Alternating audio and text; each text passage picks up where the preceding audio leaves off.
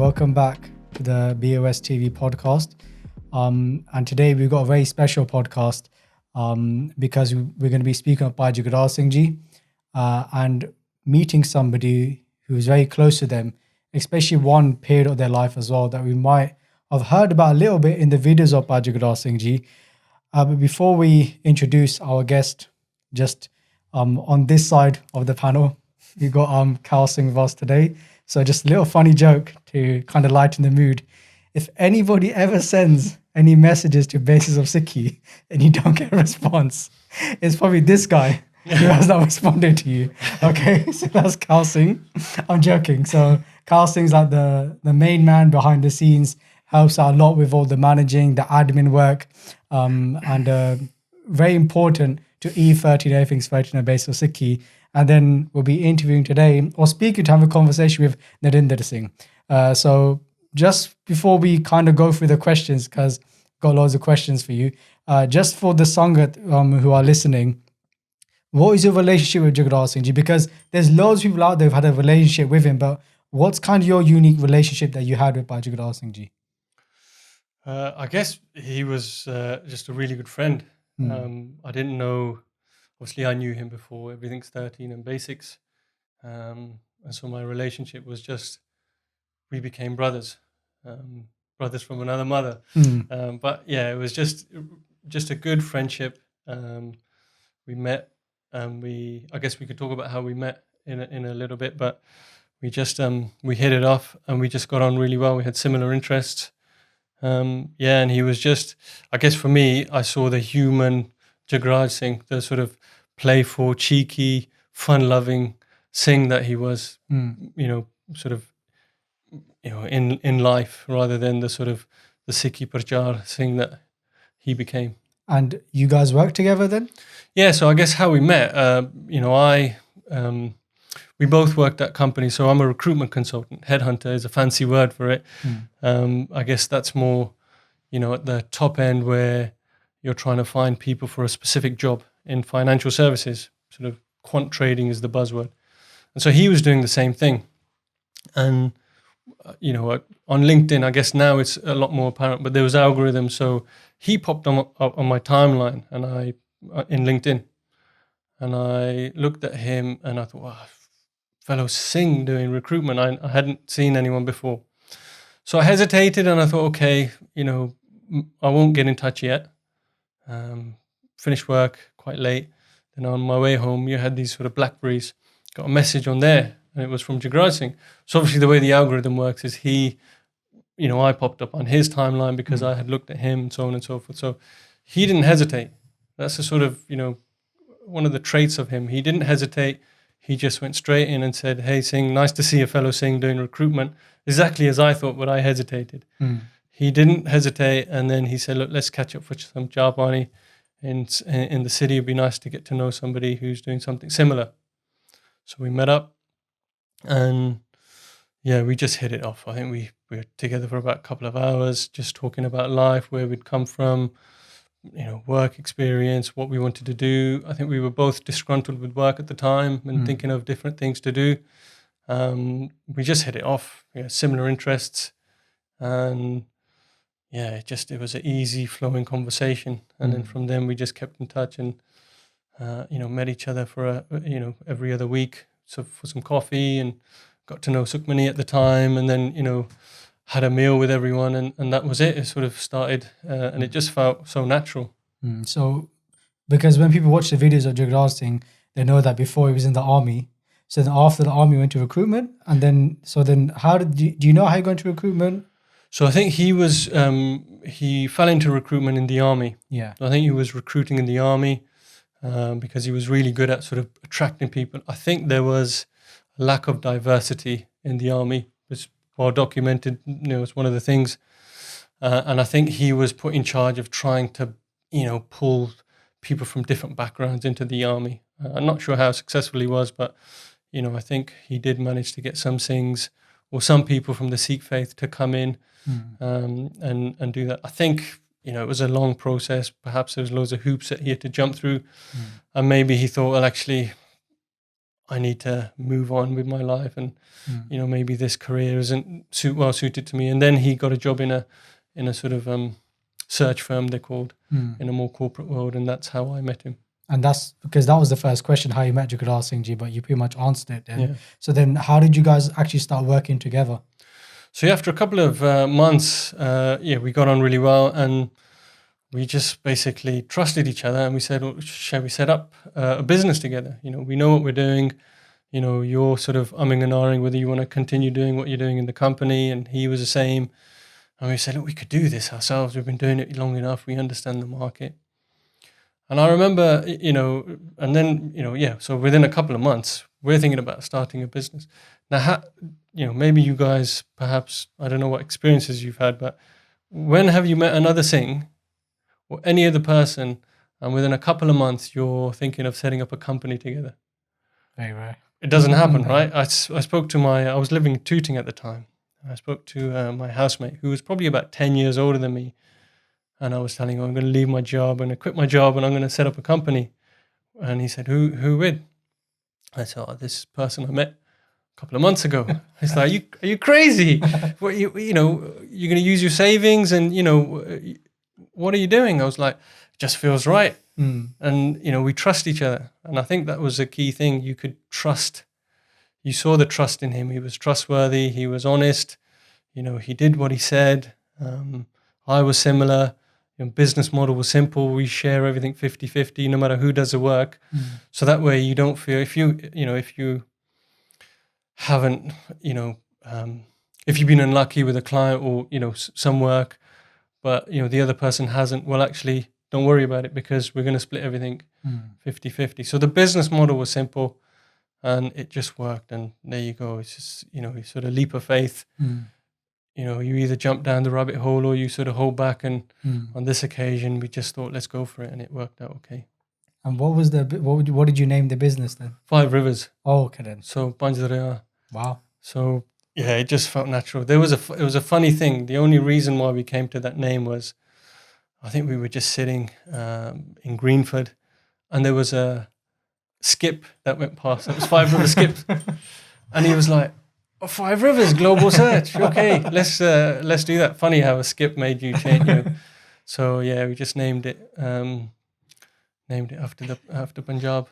Punjab skips. Yeah, Punjab skips. We had to double check that it wasn't taken, but 5 Rivers Global wasn't taken, so it worked out all right. So then, when you said you first met them for coffee, what was that first impression of Jagraj Singh? Do you like when you first met them in person? So I think he was just, for me, just open, and he was just totally giving. He didn't hold back. There wasn't anything he was holding. He was just like Kurla Dil from day one. Had a massive smile, cracking jokes. And one thing I love about Jagraj, he always wanted to find the commonality between everyone. He never looked. So I was a trim Singh at the time. And, look, when I was growing up, we have all the memes and stuff. And, when you're a trim Singh, maybe you do a head nod to a Damalla Singh, and you kind of like, maybe the Damalla Singh's not really focused or whatever, but you kind of just like, all right, there was, no interest there. I might not do that again. And you kind of get a bit desensitized, and maybe it pushes you away from, it kind of doesn't give you a good impression. So I had, obviously Jagraj's picture was, big beard, wore the malla. So I was a bit hesitant, and I was like, am I going to get a similar reaction here? Or maybe they'll judge me because, Trim Singh, nothing, no judgment. He didn't even mention it. He just looked for, the interests that we had in common. He was, like I said, honest, trustworthy, just had so much life experience, and he just made you feel comfortable. And Kalsing, what are your thoughts on that? Because you joined Basics way before I did. And what made you want to join Basics then? Because did you have a job at that time, or you become redundant or something? Yeah, I got made redundant about a year before I joined Basics.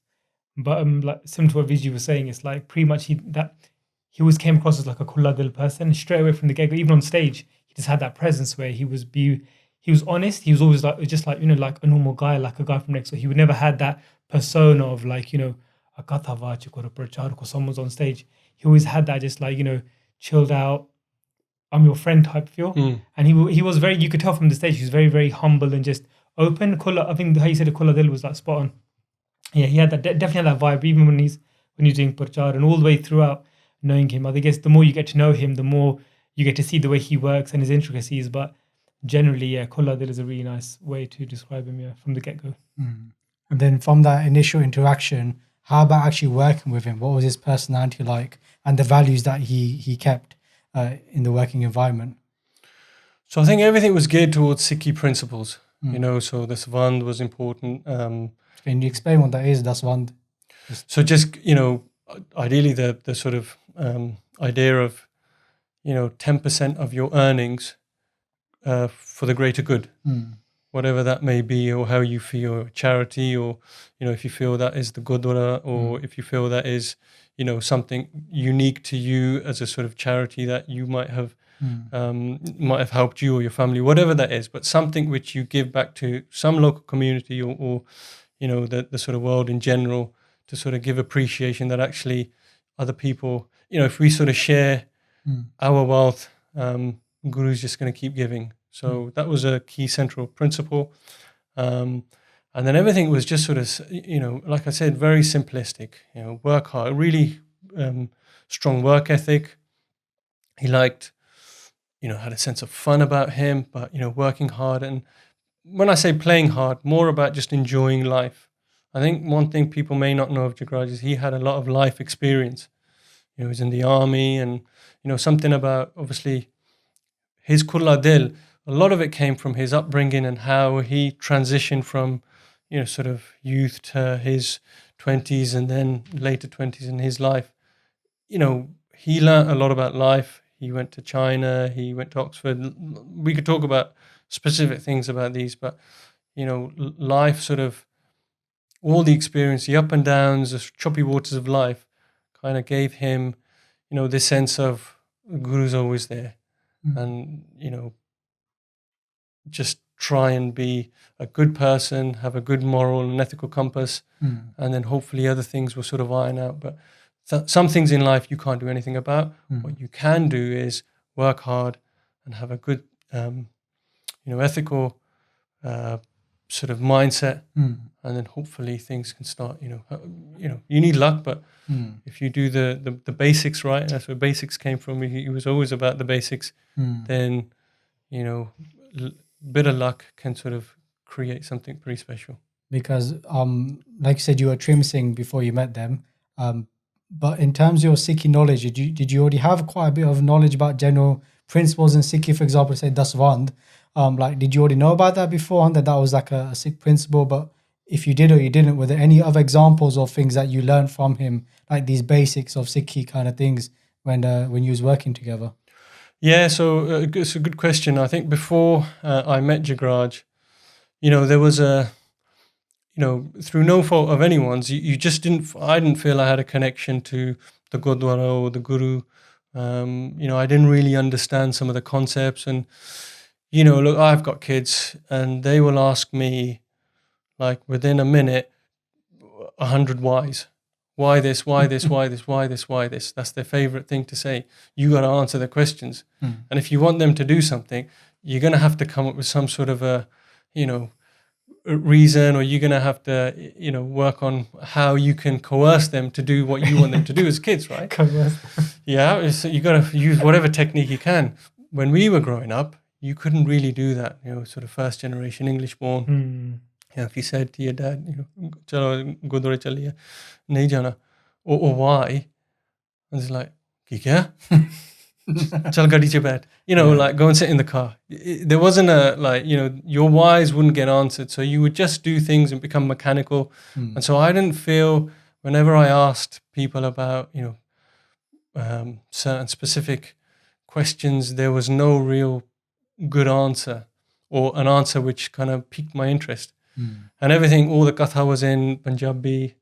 You didn't really understand. I was lucky I sort of could read and write and speak Punjabi, but some of the concepts were pretty deep, and I didn't really get it. So I guess I didn't have a really I didn't have much of a relationship other than the sort of ticking the box Sunday, go to the Gurdwara, do Matha Tek, and okay, I'm a good Sikh. That kind of sort of concept.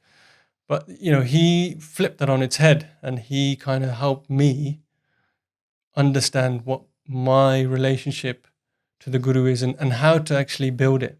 So yeah, I didn't really know much about some Daswandan terms, and I knew loosely. You had the internet, you could search for various Sakhis, and apart from all of the sort of Bandi Chor and Guru Nanak Dev Ji's birthdays and stuff like that, there wasn't anything else that I had much knowledge of until Jagraj was sort of explaining or just talking loosely about this. And for me, think of just on a tube in London, we were just talking.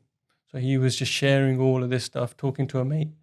So it wasn't, I guess that was, he didn't know it and we didn't know at the time, but that was kind of his training, right? He's just talking to a friend about Sikhi and things that are just popping into his head. And him, millions of things popped into his head, and he would just jump from one thing to another and then expand on something and then expand. And then all of a sudden he had about 10 different ideas.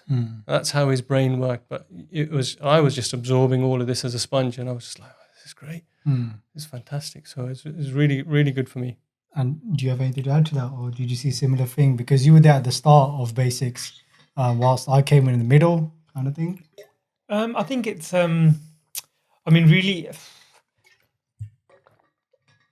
what can I say? I think it'd be interesting to know how, because we've sort of shared how we sort of our first impression of VG, but I think for you, because you came in towards the middle, like you said, it'd be interesting to see how you sort of found him. Was he the same Kulla Dil, sort of a happy-go-lucky type person, or had he become a bit more structured, firmer, more, I don't know, vision in terms of the charity because it had been established? What was your sort of I like how you just flipped the question on me instead, right? I think for me, when I saw them, on the videos, they came across as a very, chilled out, relaxed person. But I think it's very hard for me to meet new individuals. Even now when I do Prachar, I'm just not good with new people sometimes. Yeah. So I was just kind of intimidated. I remember once I told this story, I saw them at Paddington Station. I was coming back from uni and I was with one of my mates, and he was trying to go for the barriers. Is platform 12, I think it is. There's the barriers and then there's the lifts and the stairs going up. And I was on the train and I was like, oh, that's Jagraj Singh. I watch his YouTube videos, and literally the doors just closed, straight there. So when I joined Basics, again they were chilled out. They had that fun side, but I guess I just always had that kind of fear. When I used to work with them, that kind of it's Jagraj Singh, innit? Can't let them down, got to work hard. But especially in their last month, I was very blessed to spend a lot of time with them. So you could see that side. You can see that he was always appreciative. So just something personal to me. Always just like people that have manners. It doesn't matter how high you go, you always appreciate somebody else. Okay, why do you find people that the higher they go in life, they kind of don't appreciate the small things? But I saw that he appreciated the small things. He appreciated the fact that somebody's willing to take out their time to sit with them. I remember Harbeer Singh, we did a podcast with him as well, and he's an osteopath. Yeah. And he would come and he would do Bhai Seva in those last few days or last few months. And he told me this one thing. He goes that even then when physically Jagraj Singh was suffering a lot, he was saying to Harbeer Singh that, what can I do for you? How can I help you? And Harbeer Singh was just he was just shocked. He's like, this person is asking me how I can help them. So that was really powerful to see. So I guess I'll always remember that. That kind of individual that he, like you said, he was a hardworking, honest person, and those are the basics. And unfortunately today, if you want to get religious in Kaljug, it's hard to find those people that you can trust, and people that deliver on what they're gonna say. We're talking Gurbani about those who are it's like Sur Beer ke bachne bali, along those lines. It's talking about the life of a saint, and they said that they're like a warrior with their words, and he was a warrior with his words. What he said, he did it. He delivered. So that was really great to see. So thanks for pushing it back on me. But that kind of leads on to another point, which was you guys sitting on a train talking about Sikhi. So then, did you see this? Was it a shock that when you became a Parcharak, could you see the traits already of, this, or values that he had, that this is going to become that Parcharak Jagraj Singh in the future? Could you see that on the train? No. Not at all. So this is, and I thought about this a lot, and I know, look, just the way YouTube influencer is these days, and it's like, wow, this person is how they are from the moment you see them on YouTube. But, one thing with Jagraj Singh is he had a lot of sort of unknown to us training. So a couple of snippets, I don't know how much he might have shared, so he shared a lot with me when we were just sitting and chilling and chatting, working away. So his dad, when he was young, his dad would get him and his brother to read books and then debate them.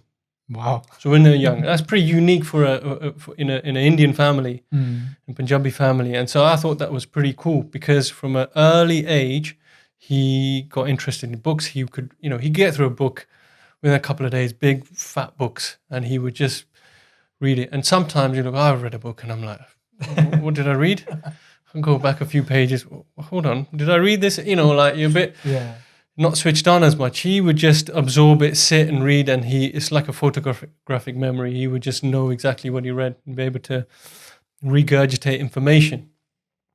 And I thought that was unique. So I thought about that a lot. Then as he got older, he went to Oxford, so he joined the debating society. So again, if you think of the skill set he's accumulating here, unknown to him, but these are things he's of his interest. His general interests are speaking, conversing, making an argument. He did PP, politics, philosophy, politics, and economics.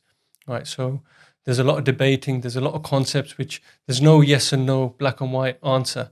You've got to sort of convince somebody of your way of thinking. That's what politics is, right? So you got to have a good understanding of a certain topic and then try and sway into your, into your favor, whilst debating and sort of, look at Twitter. It's like, you're wrong. No, you're wrong. No, you're wrong. There's no debate there. It's like, okay, I disagree with you, but I actually really appreciate the way you've thought about that. We don't need to agree, but you can appreciate where somebody's coming from and the thought they've put in and the arguments they made.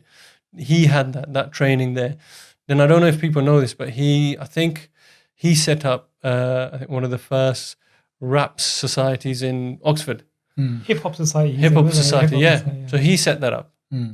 So again, look at the sort of skill set. Good orator, good speaker. Very comfortable putting himself in the limelight and presenting.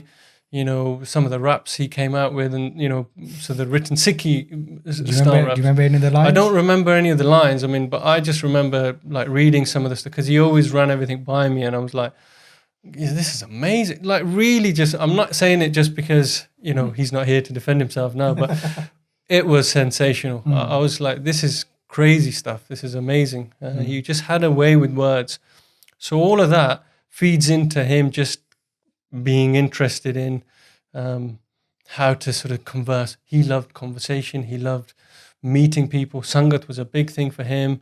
It didn't matter whether it was about food or it was about training or gym or something else. He just craved Sangat. He just loved to chat. He loved to speak about any topic. He generally knew a lot about lots of different topics. So all of these things, you put then the Sikhi interest and his desire and his love for the Guru into that, and then all of the sort of everything he learnt from a Sikhi perspective. You put all of it together, and then you realize that actually loads of things sort of, it's like a jigsaw. Well, they all fit in place at a certain time. So no, when we were on the train, there was no sort of thought of this guy's going to be the next YouTuber. And I don't think, even if he was here today, he would say he didn't think he would be, that sort of, and it's a bit of nimrata, but also he wanted other people to join him. He never wanted to be the one who started, all of this and this movement. He just said, look, if I can do a little bit here, maybe that might inspire somebody to do a little bit there. And then I remember when the first couple of videos started, I think after a couple of months, maybe I've got it wrong, but I think there was Seek to Inspire started coming up with videos. So it feels to me that there was this sort of desire and fire in a lot of people to do something, but he sparked it. Because there was already somebody like Jagraj, okay, putting out these videos in such a simplistic way, explaining concepts so simply, it kind of gave other people, it's like, yes, look, now I can go ahead. I've got the confidence to do this and put myself on YouTube. So I don't know if he was the first. I think he was. Maybe you'll get comments to say, no, I was the first, but whoever. But I think he gave a lot of confidence. Fuel that. Yeah.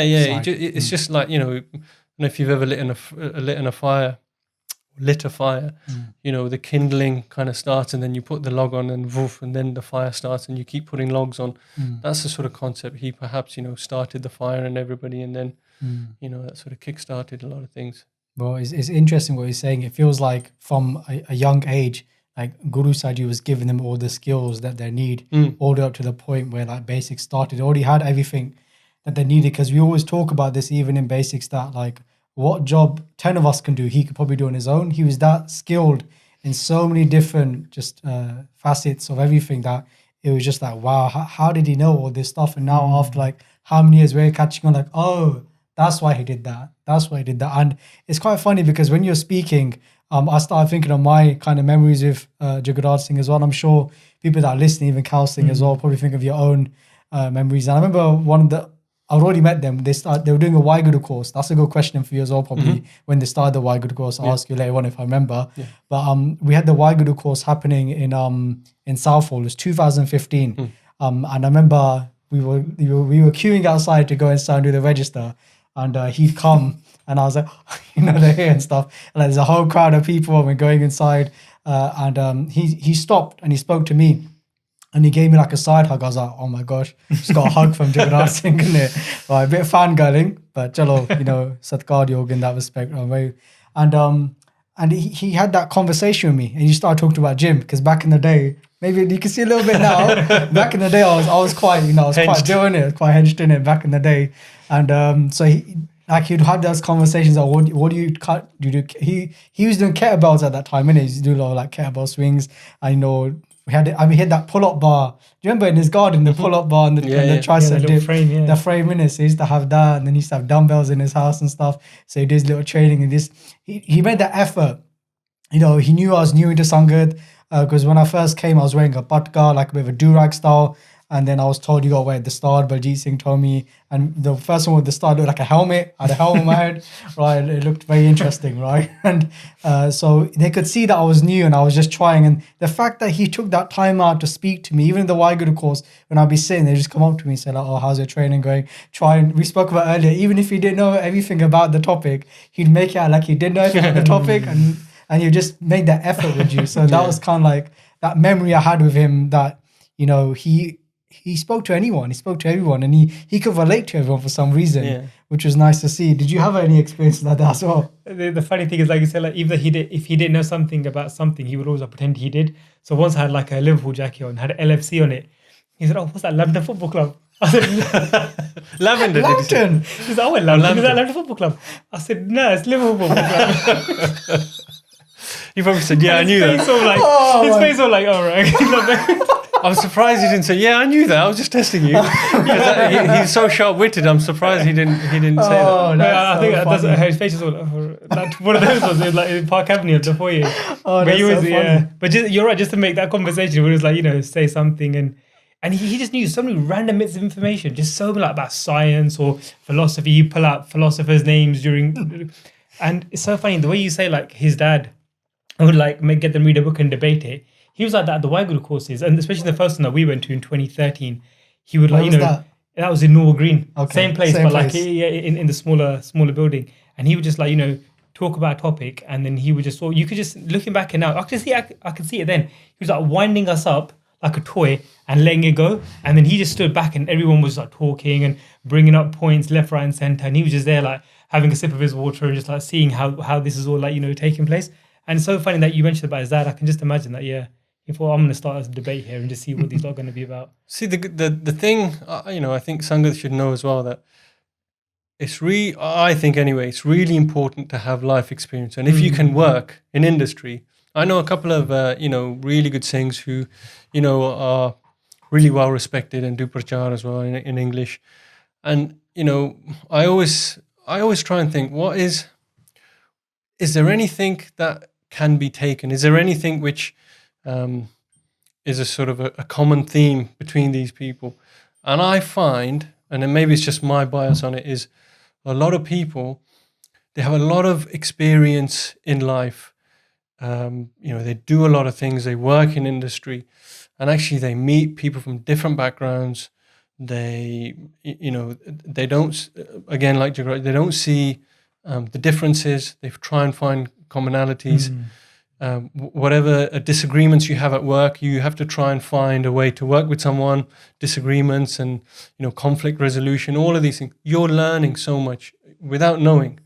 You're learning how to interact with people. You may not, this person next to you may not do the work as efficiently as you want them to do, but you still got to work with them. You got to find a way to motivate them. And obviously, Jagraj in the army teaches you so many skills.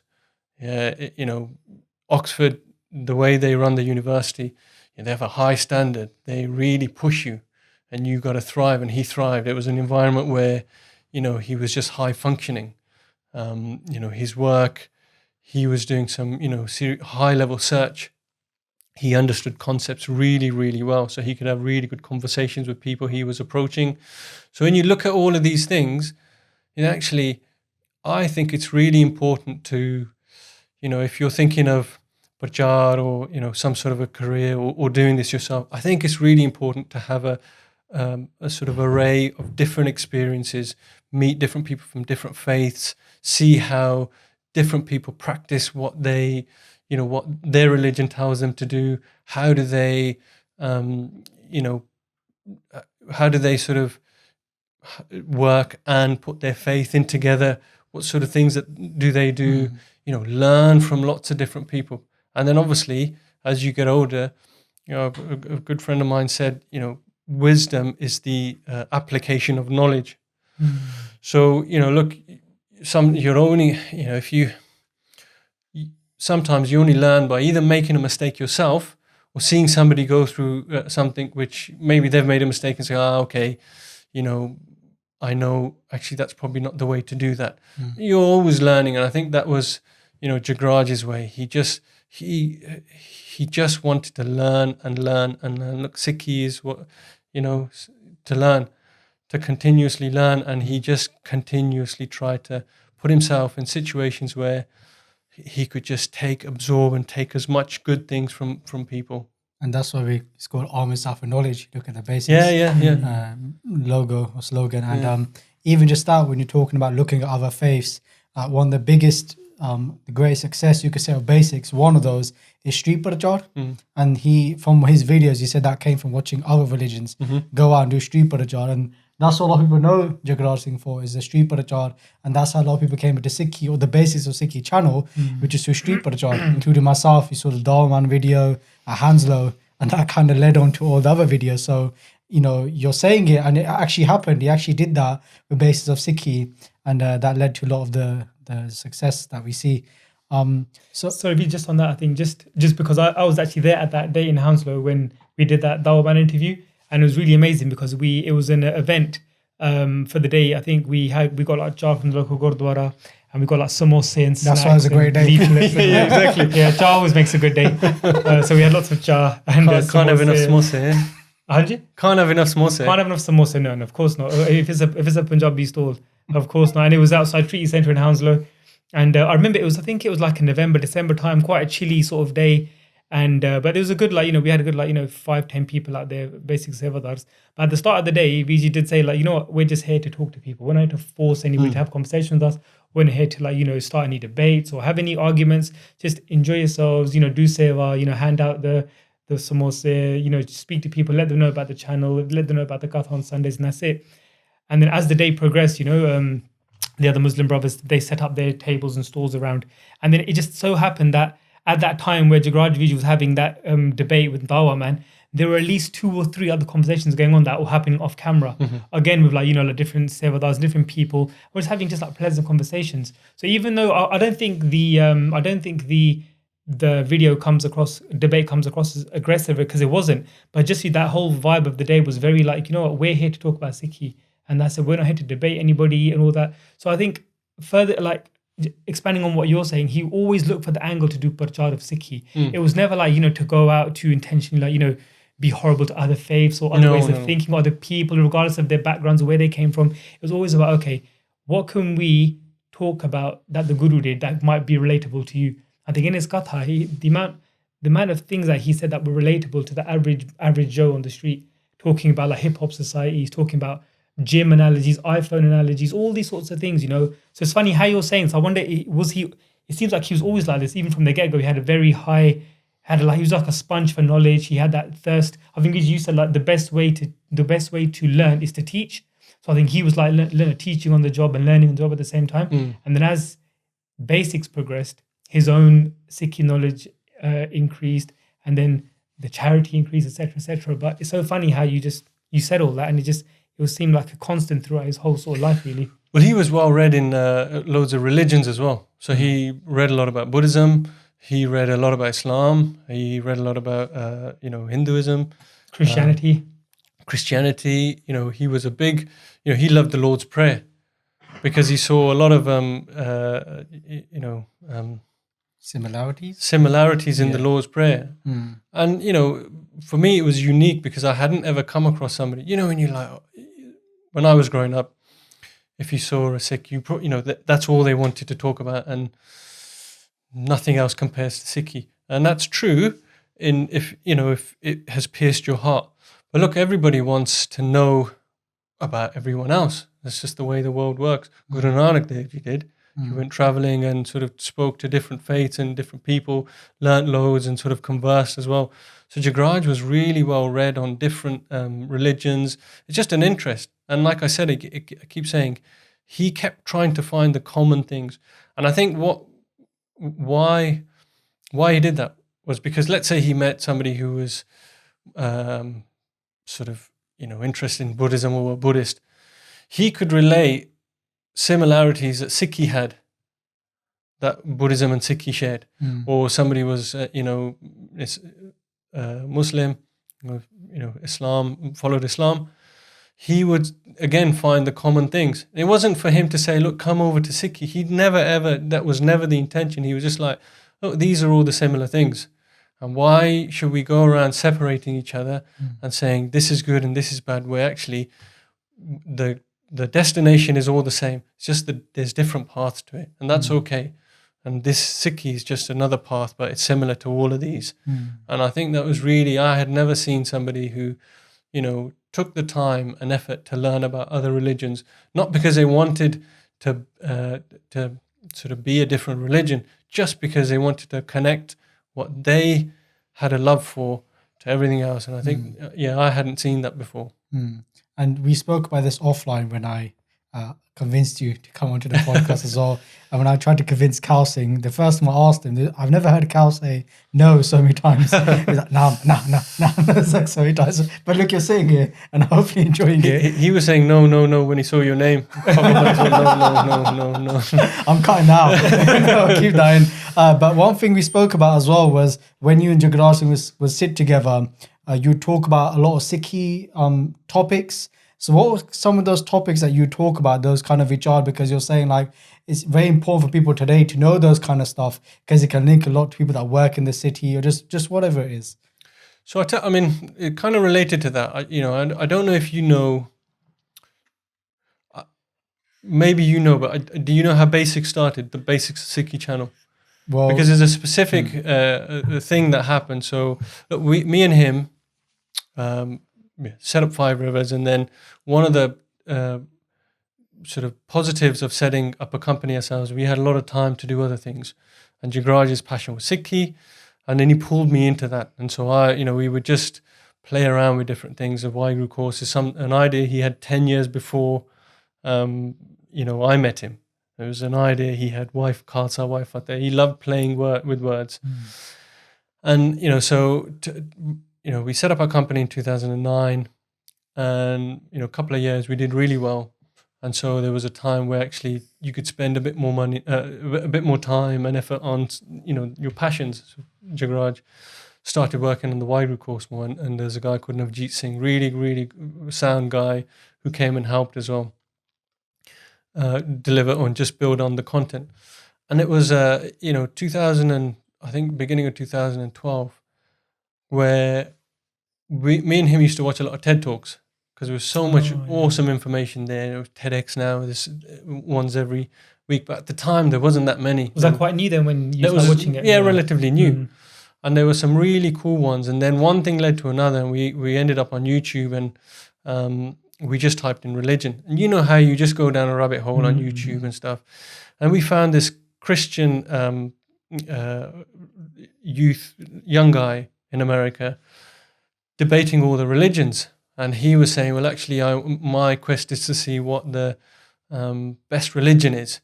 And so he looked at Islam, he looked at Hinduism, he looked at all of these, maybe one or two, and he said a few things about Sikhi, but he didn't really know much. And he said, look, I've searched the internet, there's nothing on YouTube. There were loads of videos of Islam at the time, and lots of I think more videos than videos of Hinduism and all, and lots of Christianity videos, and nothing on Sikhi. And in that video, this Christian guy said, okay, look, if anybody can help me answer these questions, what is Sikhism? Who is Guru Nanak? This is what I know. And he kind of got some facts wrong, and his knowledge, his information was inaccurate. And he asked a few, what do you believe in? Who do you believe? All of this sort of stuff, because he goes, from where I'm standing, where I'm sitting, Christianity is the best religion. And like people of faith, they always love to debate this, and this is the best, and this is the best. That's what started Basics. And he was like, well, how come we got to answer these questions? He never once thought, actually, this is going to lead to Parcharak, this massive YouTube channel, and me being a Parcharak. It happened organically. The whole point was just to answer his questions. And that's how a video, so if you look at if you go back to the first videos, and I was recording them. Oh, wow. It was, who is Guru Nanak? Who is the Guru? What is Satguru? And because these are questions that he asked, he didn't know. And then, how Jagraj's another thought comes up, oh, let's do a video on this.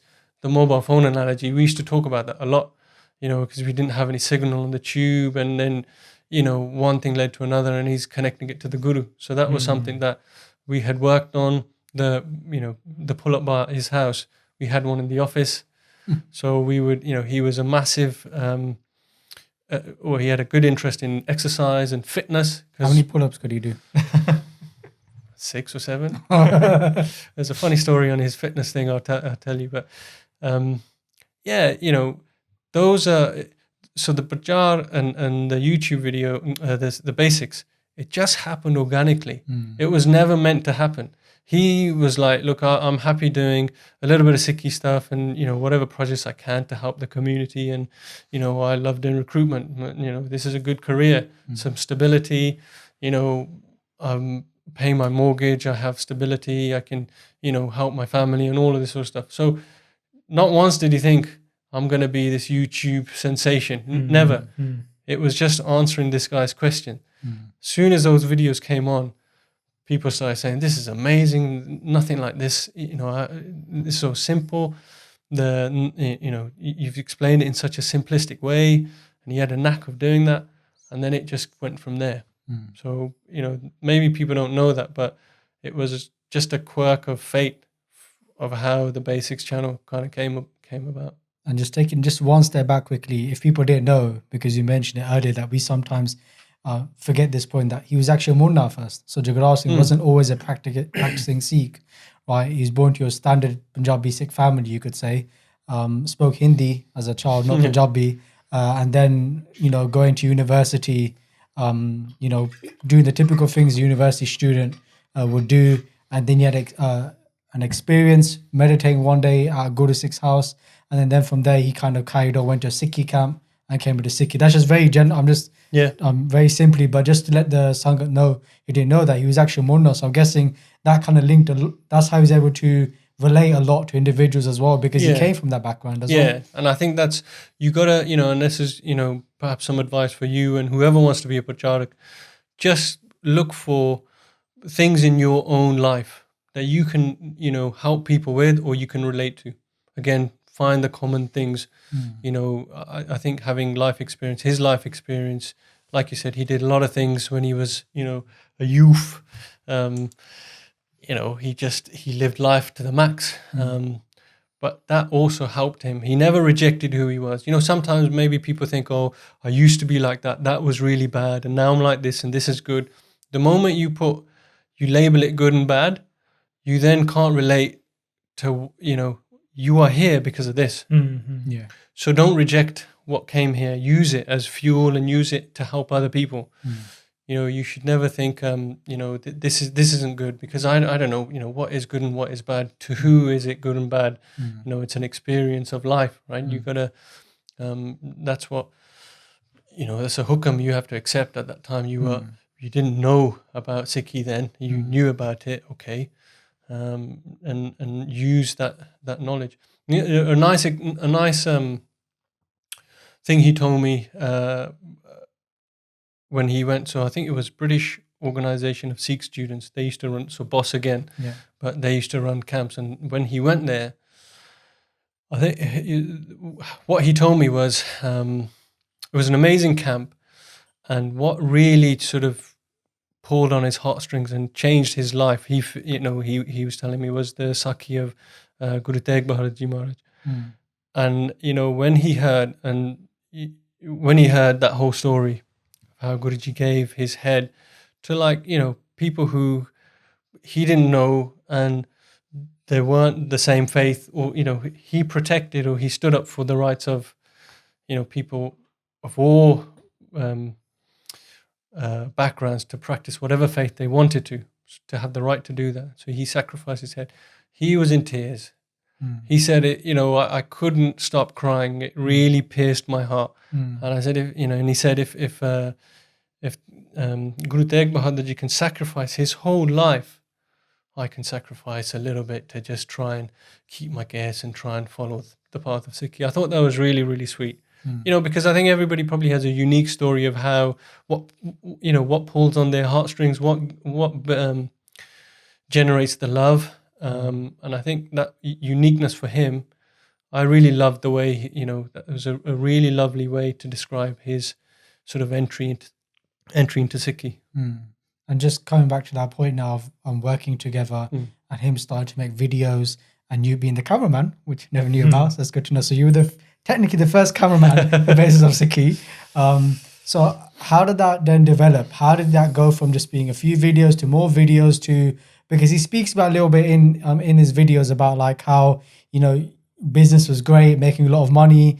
And then, 1 year he's making so many videos that you just made there's no net increase or something, whatever the terminology is. So can you just explain that whole story, that whole section of his life, of what happened there from making the videos in the office to Basics of Sikhi starting and him leaving that job as well? I think once the video started, just he generated a lot of interest and people thought, oh, this is great.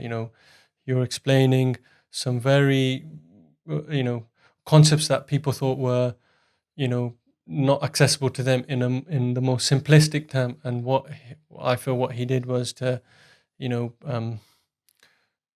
make Sikhi relatable to the average person. And he had a gift to doing that and just simplifying it, a lot.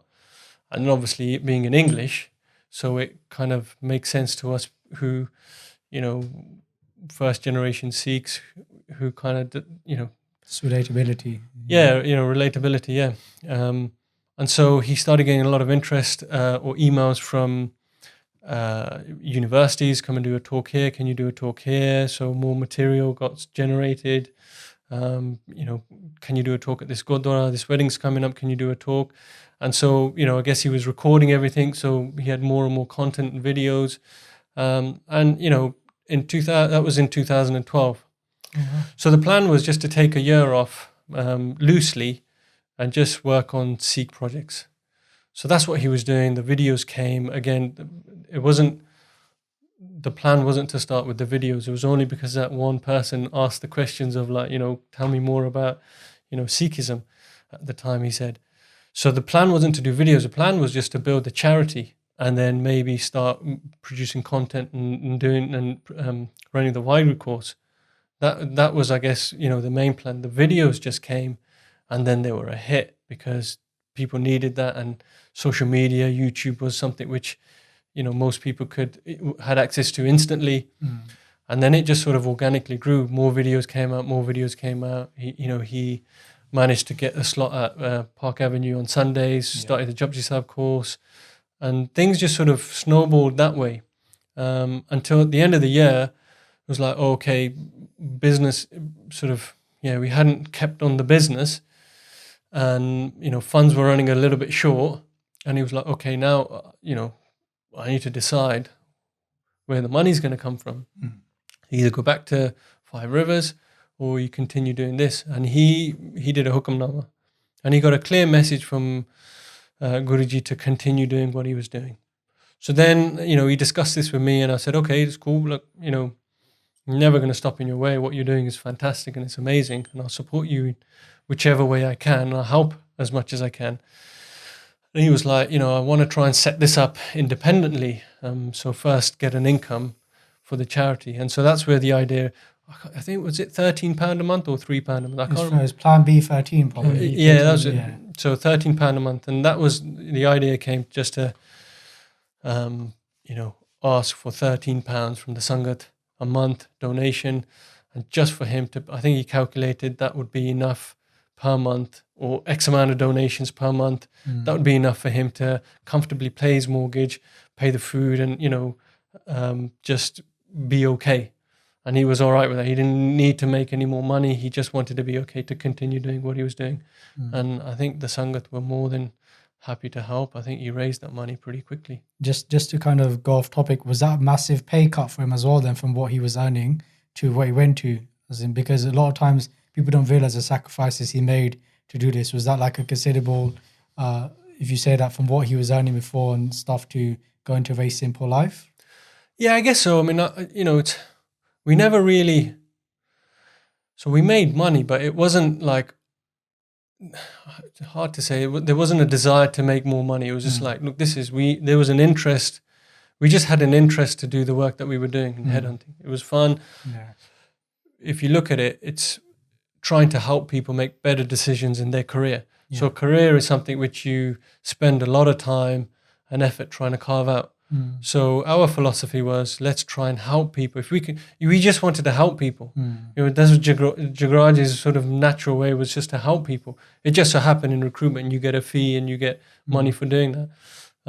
But, it wasn't like this massive money-making machine. It was like, okay, how do we build relationships? So comparatively, it was a big drop-off.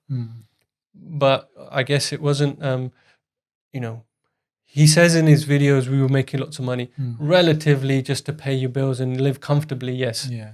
There was no sense of sort of worry at that time. So if you're comparing them to, there was a drop-off. Correct me if I'm wrong, but I remember hearing, this could not be true, that when you would go and do your pitches, that another point as well, that he was really good at speaking. So maybe we could talk about that. But because you had the roop as well, that you'd get more business, people trusted you more. Is that true as well? Yeah, they would. They always thought we were brothers, even though we looked differently. People always say, I guess it's a pretty simplistic thing to say, but I think also just the way you present yourself. There's you can, if you're genuine and honest, and if you honestly say, these are the things that I'm really good at, or these are things we're really good at, these are things that, we may not be good at, but you focus on the positives. You don't want to sell something which you can't deliver on. And Jagraj was never that. He was always like, look, if I say I can do this, I can do it, and I'm going to deliver it. So it was just being totally honest with, our clients and saying, these are the things that we can do. We will work really hard for you. We will try and get whoever you're looking for. We understand this market area. And we were just very honest and trustworthy. I think that came out. We stuck to what we knew. We were honest with what we didn't know. And I think, just having that honesty in business and just saying, being okay with not knowing something. And if you get a question and say, look, I don't know, but I'm happy to go away and research that and I can come back to you. That's okay. Whereas people feel the need to kind of, I know it, and then sort of wing it. Yeah. He never really did that. He was like, look, just be honest because it will come back to bite you. Yeah. So that was a sort of key theme of his. And just some things you mentioned earlier, just for the Sangat. If you don't know what WhyGuru course is, it's the first course that we have on our channel, Basics of Sikhi. It's an introductory course into Sikhi from 1469 all the way up to the present day, going through all the history of the Gurus, even after the Gurus and the post-Guru era, when it comes to philosophy of Sikhi, Gurbani, Guru Granth Sahib Ji, how is Guru Granth Sahib Ji ordered, Ra Kirtan, the musical side of Sikhi, the marriages in Sikhi, Nand Karaj was in there as well, and why meditate. So it's a 14-week introductory course into Sikhi. So if you haven't checked it out, please do check it out. It's a great way for someone to gain that basic knowledge of Sikhi as well. When you said a Hukamnamma Sahib as well, that's when you'll see at the Gurdwara Sahib when somebody does an ardas to Guru Granth Sahib Ji, when we all stand up, sometimes it takes forever and there's like all these names we read out. But after that long part, when you get to sit down, you think, you get to sit down again. And the Hukamnamma Sahib, that prayer that comes straight after that long standing up section called the Ardas, the prayer, that is the Hukamnamma Sahib. That is an order from the Guru. So anybody can take a Hukamnamma Sahib. You could do it online through apps. So the best way to do is go to Guru Granth Sahib Ji. And if you can't take one, you can speak to your Granthi. If you can't speak to them, contact us so we can try and help you take a Hukamnamma Sahib. And that's exactly what Bhai Sahib Ji did right at that time, just to give some context if you didn't know. And then just moving on to the next question is that so all this stuff is happening. So what was your reaction like? Because he's your business partner and now he's saying that I'm going to do Parchar. What was your reaction to that? And Jagraj Singh being a Parcharak as well. I think we talked about it a lot. And I think, I wasn't shocked and, oh no, what are you doing? You're leaving me. It wasn't anything like that. It was just like, it was a natural, like organic kind of, thing that just happened.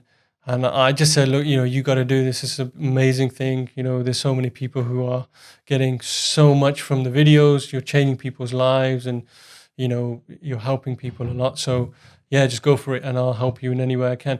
Obviously, look, we worked really well together and we complemented each other and we got on really well. The business sort of benefited from, we had different skill sets. So combining those skill sets, it worked really well and that's how the business thrived. We weren't the same. We had different angles, different approaches, and that's what actually made the business successful. And that was really good, but, and I knew I would miss that.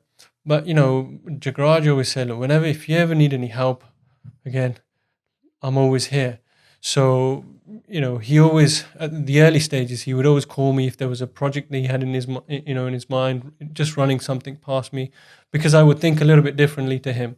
And it's always good to have somebody who doesn't just say yes to you. Mm-hmm. You don't need a yes man next to you. You need somebody who's going to critique you, critical thinking, pursue angles which, are going to challenge you and, stress test your ideas. So he did that a little bit with me in the early stages from some of the projects he had going. And then I would just use that, my relationship with him just to see, okay, look, I've got this client or I've got this problem. What do you think I can do here? This is what I'm thinking. And he would always have time to sort of say, okay, come here, let's build a list and, maybe contact this person I know or actually this person on the database, ask him or her. So he was just totally open. So I didn't feel, I didn't feel sad or upset. And it was just, I think I was mature enough to just accept that, he needed to go and do what he needed to do. But we kind of still kept in touch. We would see each other regularly, so that always helps. You still had him, but even though he didn't shut the, even though he left the company, he didn't shut the door on your relationship. Yeah, that support network, he's always there. And he, a lot of people, I guess, you can get to your head. You're becoming an influencer. He never did. I mean, he still had the same group of friends. We still met up with a lot of sort of basics friends, still had the same laughs, still cracked jokes. There was no sort of ego that, look, I've made it, look at all the things I'm doing. He still never thought of himself as that person. He was just like, bouncing ideas of people. You know, I mean, his Sangat, his friends, they're really good at just making up ideas as well. Yeah. And, you know, they're not the orators that he is. They're just free here. Here's an idea, and a conversation from, you know, one evening out can lead to like 10 different ideas for Jagraj. So he never treated us or me differently. He was always the same with us. And what were some of these ideas then? I heard there's some quite a few funky ones as well, right? There's a t-shirts, these different. Yeah, I can't remember some. There was loads of t-shirts. We had a Google Docs. I can't find any, but some of them are quite funny. Yeah, just whatever popped in his head. Why Katha of Jagraj was a good one. Yeah, again, playing on words. WhyGuru and stuff Yeah. like that. GDK. He loved GDK, yeah, Guru Di Kirpa. You know. We actually made the t-shirts now as well, Guru Di Kirpa. Okay. So it just came out recently as well, yeah. So He just, I mean, the mobile phone analogy, gym analogy, you know, key things that he liked was always thinking of today's youth and today's my kind of age group and the kids coming up. How can I what are they doing? What are they looking at? What are they playing with phones? Are interest to them? You know, social media. How can I get them to be interested in this? What can I relate to them? He could relate to Buzurak, you know, the old folks. He could relate to us lot, you know, the youth. He could relate to kids. You know, him and Sukhdeep Singh set up Kiri Sangat. yeah. That's a hit, man. I mean, it's great. You know, That's actually the biggest video on our channel, I think. Actually, the best channel is actually the Guru song. Yeah, and Sukhdeep Singh, who might, you know, get that little plug for Sukhdeep Singh as well. Yeah, and like just rhyming it and making it all rhyme. The Guru song. It's just all of the shabads, not shabads, all of the songs, you know, the Kiri Sangat songs. So he had a influence in that as well with Sukhmani. So he spread himself, really far and wide, and he could just have open conversations. So it was really, really cool to see that. I can't think of specific ideas, but we can see them all anyway on the internet. There was one where I don't know if this happened. Maybe Sangat can do this.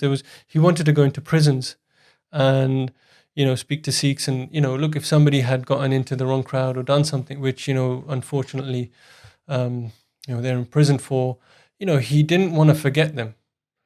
So you got to think of it's a really nice way to think of his heart was there. Okay, you can make mistakes, but look, you got to be able to forgive. Obviously work out what what led to it. You got to resolve all of these things. You got to pay your dues. You got to go to prison. But also, whilst you're in prison, well, what are you doing? Why not? Here's a book about Sikhi. Why don't you start reading that? And he wanted to do. I think you have a chaplain in prisons. He kind of wanted to try and do something with a Sikhi perspective of some sort of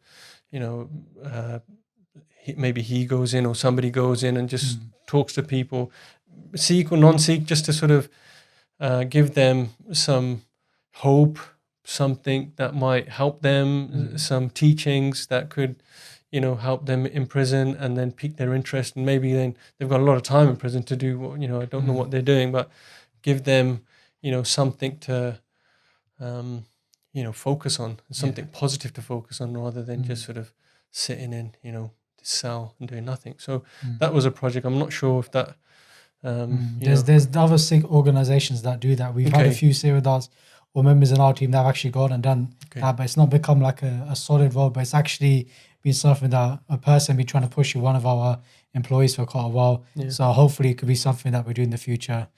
Hopefully him hearing this as well, he should do this going forward. Before moving to the next topic, in case I don't want to forget, I'm sure the Sangha don't want to forget, what is this gym analogy then? When I asked you about the pull-ups earlier. Oh, it wasn't gym. It was just it wasn't a gym analogy. It was more, so he obviously being in the army, so we always like to keep fit when we were working. And so where he lived and I lived in Hanwell, he lived in Greenford. And so equidistant was I don't know if people know this, but there's the North Haller Hills, the 3 hills in Northall. And so we decided, okay, let's try and, get a fitness up. We would do some pull-ups, press-ups in the office. One morning, let's go to North Haller. Went up there. It's like, okay, we're going to run up 10 times, walk back down. So 1, run up, come walk down, run up, come walk down. It's like, yeah, this is easy, man. I did this in the army. Second time he went up, he was puking. He was sick. He was like, I can't do this. What are you doing? And obviously, he just wasn't, he was detrained. And I was just laughing my head off because I was thinking, what, big army man giving it the big chat, and he couldn't handle it. Obviously, he hadn't eaten before, but and then he was making up these excuses. Oh, in the army, we had a big pack on. We would never run up hills. Why would you do that? You would just burn your energy. You wouldn't run up hills. Like, come on, man. Just say that you're out of shape and you can't handle it. But no, it was just full of life. But when he got it wrong, he got it spectacularly wrong, like the Lambton Football Club. When he got it wrong, he got it wrong. And it's so obvious that he got it wrong that he can't hide it anymore, because normally he's so like firm in what he's saying and so like absolute, but when he's wrong on a There's a nice before I forget this as well, there's a nice so I don't know if you guys remember, there's a St. Paul's protests in 2008 2009 maybe, no, it wasn't 2010 or 11, St. Paul's in St. Paul's, where I think the financial crisis happened, and then there were protests, and basically I think it was Occupy St. Paul's or something like that. And there were, this group of people who basically occupied St. Paul's, but then they set up this mini sort of town there. It could wash clothes. They would they would cook, and it was self-sufficient. It was basically amazing what they had achieved with very little. And they were protesting about the way, the bankers were ripping through money and just having no care in the world. So we went, and it was Guru Nanak Dev Ji's birthday at the time. So we thought, okay, look, we really like the cause. Let's take a couple of hundred samosa each. So he had one box and I had the other. And don't put them on your trousers because your trousers will stink of samosa. So we had to carry them in, on the tube, and everybody on the tube were like, oh, God, what's that? The smell of samosa through the whole carriage. You would have loved it if you love your samosa, don't you? So we got there, and then we were giving them out. And Jagraj's idea was like, look, if we can give something for free, one, it's the idea of seva. And then the other one is we can just sort of tell people about why the seva has come about, what the Guruji has instructed us to do. So again, relating it to Sikhi. And so we were doing that, and he met, it's a nice story, he met this English girl who was, I think she had did a degree in music. And she was, classical music, and she loved music, and she studied it as well.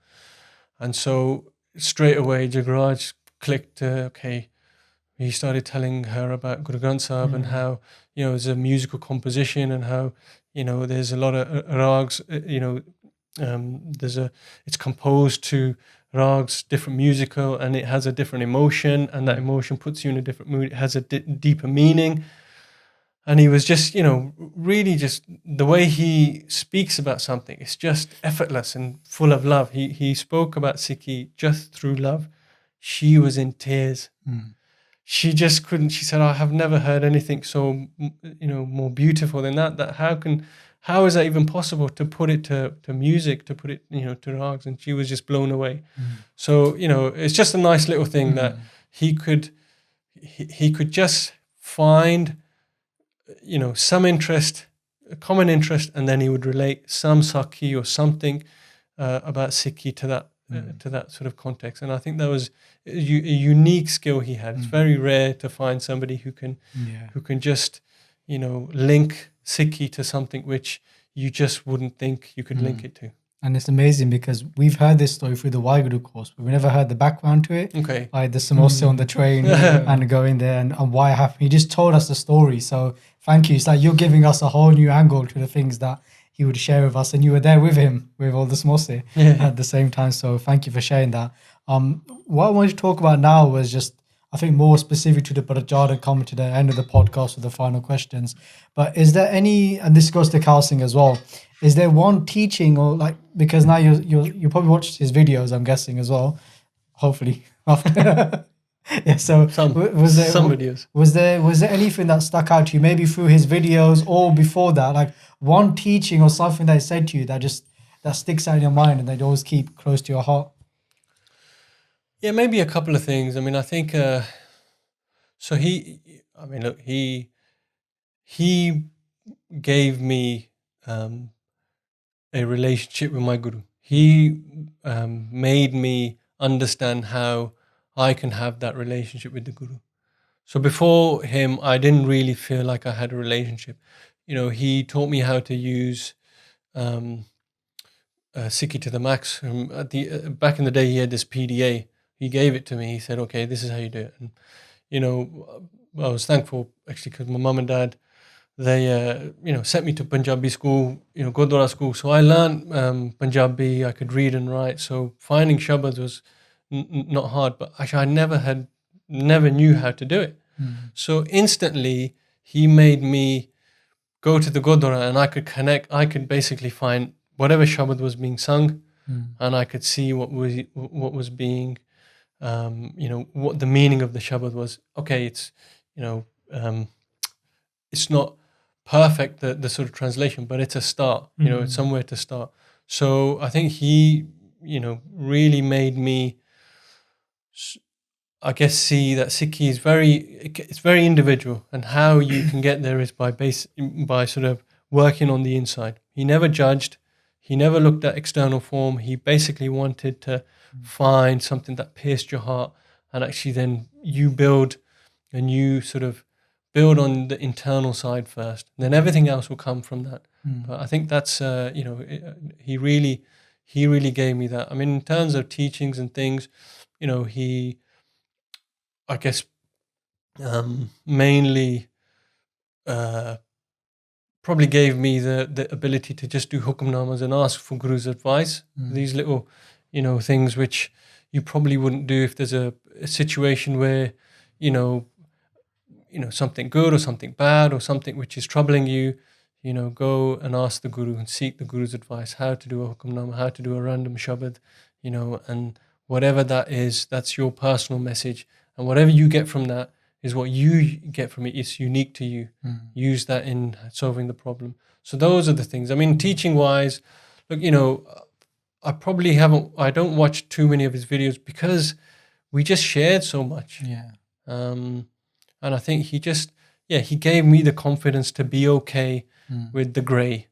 Like, I don't know, maybe people might disagree, but, you can have black and white thinking. But actually, there's a whole gray area where 100%. You may not be comfortable with knowing that there isn't a right or wrong answer. And you may know, I need to know what it is, what I should do. Actually, you got to figure that out yourself. I think that's, from me, from all the conversations, from all the time I spent with him, he gave me a confidence to just be okay in uncertainty. The Guru's still gonna, if you keep the faith, if you keep your relationship with your Guru, then, this uncertainty can be a bit more, you can be comfortable with it. And, I guess when he passed away, one of the things that helped me was in 2013, January the 2nd, 2013, my dad passed away. So this was when he was starting I came back to London on the 1st. I'm originally from Birmingham. Came back on the 1st. And then I went to work on the 2nd, and I spoke to my dad. They were going to go to the hospital for a random checkup, and then an hour later, I get a message that they passed away. So the first person I called was Jagraj, and he came within minutes. Came to the office, and we had a hug. We had a cry, and we sort of sat down together and talked about death and the sort of transient nature of the soul, and how the journeys it needs to do, where it's come from, and all of this sort of stuff. And then we had Maharaj Swaroop in the office, and so I said, look, I want to do Kirtan Sohela. Can you do it with me? Let's do it together, and let's do an ardas and pull out a Hukamnamma. And we did that together, and I just felt instant peace, because the message I got was just it was just lovely. The Shabad was personal, and it was all, it all fitted really well. So, that's where, the uncertain time that was going to come, he kind of gave you this ability to be okay with it. Seek the advice of the Guru, but know that actually these things are going to happen, and just you got to be comfortable with sitting in that sort of gray area. So maybe that's not a teaching that comes through in videos, I don't know, but I think he had this sort of, you can't control everything, but be positive, have a good mindset, keep the Guru in your heart, and hopefully things will work out. Thank you, Vijay. I think that's a really, really good experience and teaching, because I think, especially today when we look around us, maybe doing Parcharak, see it, this is definitely, I think it's a question that people ask, but they don't say those exact words, but it's like the underlying issue. I feel like what you're saying hopefully will answer or kind of set a lot of people's minds. So thank you so much for that. Kelsing, any experiences or...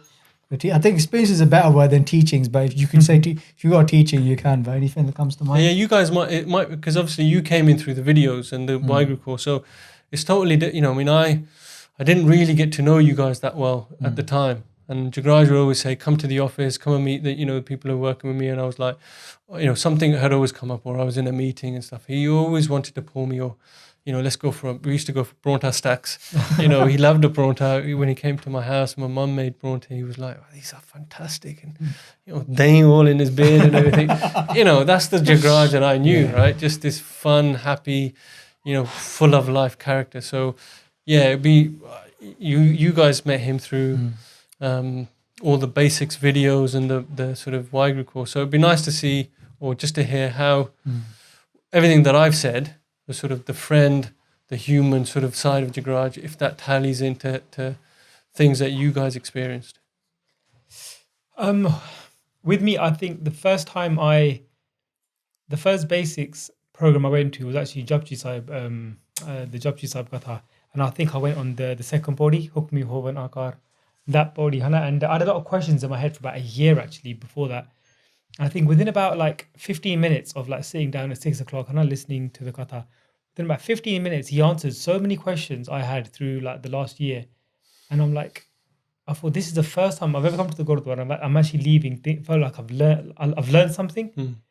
And one thing I love about him was that he never made it about himself. It was always about, it's not Jagraj Singh giving you these teachings or whatever. It's actually from Guru Granth Sahib Ji.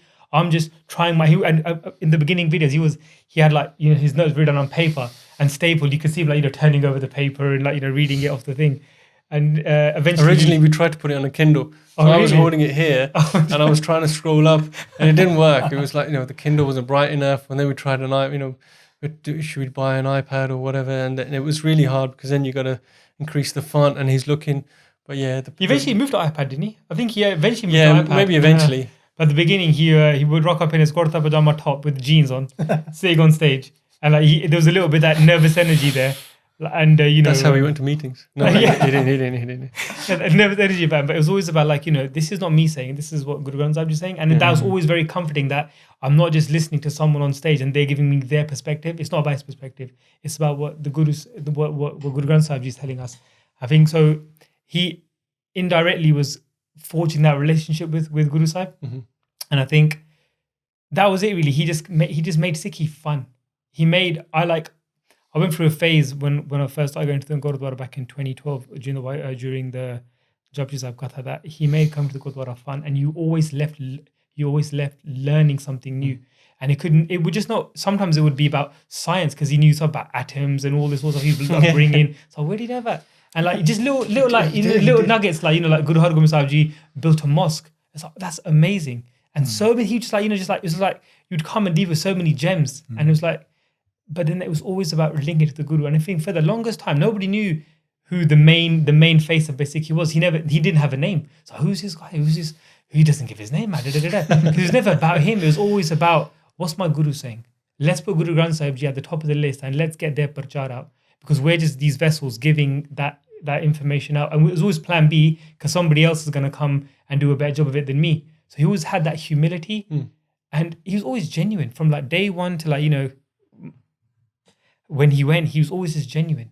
And it was that constant, I don't watch a lot of his videos because I got so much from just being in the office with him, speaking to him. We had a regular Monday morning meetings where I would just learn so much about life and stuff like that, and about Sikhi, and he would just merge all into one. So I had so many sort of off video experiences with him, if you know what I mean. But the main thing was with him, just what is Guru Granth Sahib saying? Don't So- go anywhere. What's Guru Sahib saying, and then link your problem or your situation scenario to that, and then find what Guru Sahib saying and work through there. Yeah, I think what I find with him is because Sikhi pierced his heart so much. He had such an intense love. He basically felt or knew that exists in you, exists in everyone. So he knew that actually this is a longing that everyone has, whether you're Sikh or non-Sikh, whoever you are. There's something inside you that there's a longing. Most of the time we're unconsciously just going through life. But if you are blessed enough to sit and something opens your heart, then it's the same feeling we all have of this longing, this sort of separation. So he went through it, he had it, and he just wanted, whichever way he could, to kind of get you to get that feeling. He really had this desire to kind of, okay, how can I do it? Look at, Guru Granth Sahib, there's so many different analogies. Guruji uses so many different examples, different analogies. Okay, this could work for some people. Maybe that didn't work for some people. This might work for some people. Maybe connect through this, maybe do this. So many different ways. And Jagraj was trying to do that in our modern life now. What makes you tick? What's your interest? Okay, I'm going to try and find something that works with you. You're an engineer or you're a scientist. Okay, let's try and work out, something that kind of fits in you. And I think that was, he kept trying to find ways. He didn't try and shove it down your throat. He just tried to come with it through unconditional love. Say, I know that there's something here. You wouldn't be here if you didn't feel it. So I've got to just try and, it's like he always had this analogy of like, this huge brick wall. It's like massive layer of brick wall. But if I can just pierce it a little bit, then there's a weak point and you can then do the rest. That's his aim, was just to pierce it through the Guru, not him, but the Guru's words, and he was a messenger for what those words were, and I think that was unique to him.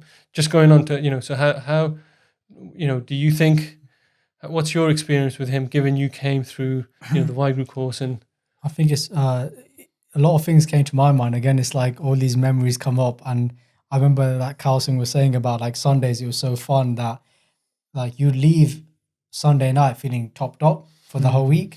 So, that would be like the highlight, that you'd have to get there for 6 o'clock, even though it was a bit late sometimes at 6:20. And you come in and do that, the walk of shame, and you go to Matha Tek, you're late, and you might just look and you think, oh man, I bought dud. That's why I'm late, Tesco queue. So I remember that being a highlight, especially when it was WhyGuru course and Katha happening at the same time. We were so blessed in Southall, man, so blessed to have the Sunday Katha. Then on Tuesday was the WhyGuru course. So the midweek Champions League followed by the Super Sunday. One of those. I had to link it back to Lambton Football Club. Yeah. So I'm a Liverpool fan as well, so he's off. Anyway, so and I remember I was at university at the time, and I'd have a lecture on Tuesdays from 2 to 5 o'clock, and I'll try and leave early just to get back home, because it'd take me an hour to get back home. I'd do my Rehra Sahib and drive straight to WhyGuru course, get there, and I used to even try and leave early. Or if I finish early, I'd run to the train station, literally run home, do my Rehra Sahib, drive there, and you get to the WhyGuru course before Bhai Sahib turns up sometimes, because sometimes they're late because they're so busy, and you just, the mahal, the atmosphere there was so amazing. Like, it's probably like one of the best times of my life, with that happening. So it just reminds me of that. And I think my experiences with them, I think two stick out, 2 or 3. One is what you talked about, the love that they had, or that love they want to put in other people, but they had that themselves, right? And that's something very unique to me, because it's very hard to come across that. I don't pass judgment on other people. I look at myself and think, I wish I had that kind of love for Sikhi that he has. Like, I remember it was the 4th anniversary of Basics of Sikhi, and I think it was the 13th of May. I could get it wrong. It was in 2016, I think it was, and it was Baljeet Singh on stage doing Katha with Rajan Singh. He's singing the Shabad Jina Prem Kiyo Te Nahi Bata Payo. Them two were singing on stage, so I'm sitting there looking at this. Them two on stage, Guru Granth Sahib Ji Maharaj is here. If anyone's been to Park Avenue, you know. And in the middle, there's like a where you do the Parcharak, right? And if you look right in the middle at the back, you got Jagraj Singh sitting there. But he's not sitting with his legs crossed, he's sitting on the side, right? Because he couldn't sit. So his legs are like right behind him. He's got one hand on the floor, I think, and he's just crying. And he's got tears just coming out of his eyes. And he's crying so much at the time because he's connected, isn't it? He connected to the show. He just crying his eyes out. And I just looked at him and I thought, wow. Like, I felt quite uncomfortable. I was thinking, like, this man's crying. Because I never seen that before, experienced that. I just thought, the love that they had for Sikhi, you know, I look at that today, I think, you know, I wish I could have that, right? It's like a very famous shabad in Gurbani. It's like, Kad Nanak Ave Wari. That, Karamihin Tan Kar Hai Benanti. Kad Nanak Ave Wari. When will I have that experience? Sab Sohaga Naman Hai Raliya. Ik Deva Rat Morari. That all your soul brides get to experience that love. I'm just simplifying it. But when will I have that night with you? When will I experience that love for you? And I just saw that there. And that's like, it's not about evidence, but I could see it. I knew he had that true love for Sikhi. And the last thing, and I'll stop talking, is a few times I was very blessed to sit in a car with him and, you know, travel with him. And I remember we went, it was the 1st, I think it was the 1st of January. We'd gone to Nottingham they had Katha there. They were doing a tour at this time. That was on a Saturday night. And then the Sunday morning, they went to Milton Keynes for Katha. Then he had Katha Park Avenue in the evening. And we were taking him back from Milton Keynes back home, dropping him home. And you could just see he was shattered. He was completely gone. I'm looking the rear view mirror. I'm just looking at him, and he's like trying to stay awake, and he's trying to do his part. And I was just like, you know, he really did grind. He put so much into Parcharak. You know, he literally gave his tan for this, and you could see that. Anybody who spent time with Jagraj Singh knew that he gave everything for the Panth. The famous lines that he said on that speech, you know, when he said, Panth vase mein ujra, that made the Panth flourish, and even if I'm destroyed or ruined, those weren't words for him. He'd done that. He lived it. He already did it. He lived it before, you know, he'd literally given everything his last breath. He did that for the Panth, right? So those are my experiences with him that pop up when you guys talk about it. So yeah. It's nice to hear that actually. When I first went to the Gurdwara with him, and he couldn't sit, and I was like, at least I couldn't sit as well. So if, you know, I couldn't. Jonki Mat is quite hard, and I was like, okay, things are all right because he can't sit either. You know, it was quite funny. But we went, you know, I guess the thing, he normalized and made it comfortable for me to cry when I'm singing a shabad. And, you know, I'd never, like I said, you know, he helped me connect to the Guru and, you know, build that love. So, you know, you got to work on it yourself. You can go to Sangat, and at some point you've got to start doing things yourself. You know, and so he helped me, you know, build the sort of toolkit to do that. But yeah, you know, like, you know, just crying when an emotion of a shabad hits you and it's personal to you because there's something going on or some words really resonate. You know, he helped me, you know, connect that way. And I think it's a unique gift. And, you know, I love that he was like, I don't care if you don't sing, just sing with your heart. You know, don't worry about who's around you or what judgment you get. There's no judgment. Just, you know, if something hits you, if you need to cry, cry, because that's the Guruji saying. It's a connection. Your soul remembering, you know, its creator. So, yeah, he just encouraged, you know, love to come out. And I think that's unique. I would just say also he was a big kid. You know, I mean, anybody who knew him, he loved a joke. He just loved it. He was just a massive kid. And, you know, maybe people don't know that, but there's snippets in the videos where he likes a good chuckle or he tells a good joke, but he just liked to have a good laugh and sort of make people feel comfortable and not make the sort of, you know, real tough atmosphere, and it's all like, you know, make it awkward type thing, awkward, yeah. You know, he just liked to lighten the load, like and, you know, that was his genius. He just, you know, made people feel comfortable, and then when you're comfortable, and it's a lot easier to sort of speak freely, and then you can talk about your, the issues you're having connected, or what problems you might have, or things that don't work in Sikhi, and how you might need a different interpretation or a different way to connect.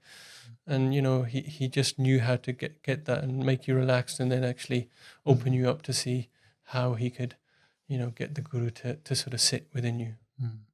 Just before we conclude on the final points and questions, it was something we spoke about before we started the podcast, that of course Bhai Saji went through their own fair share of challenges in their life, which you don't have to talk about. Everybody has their own problems and struggles.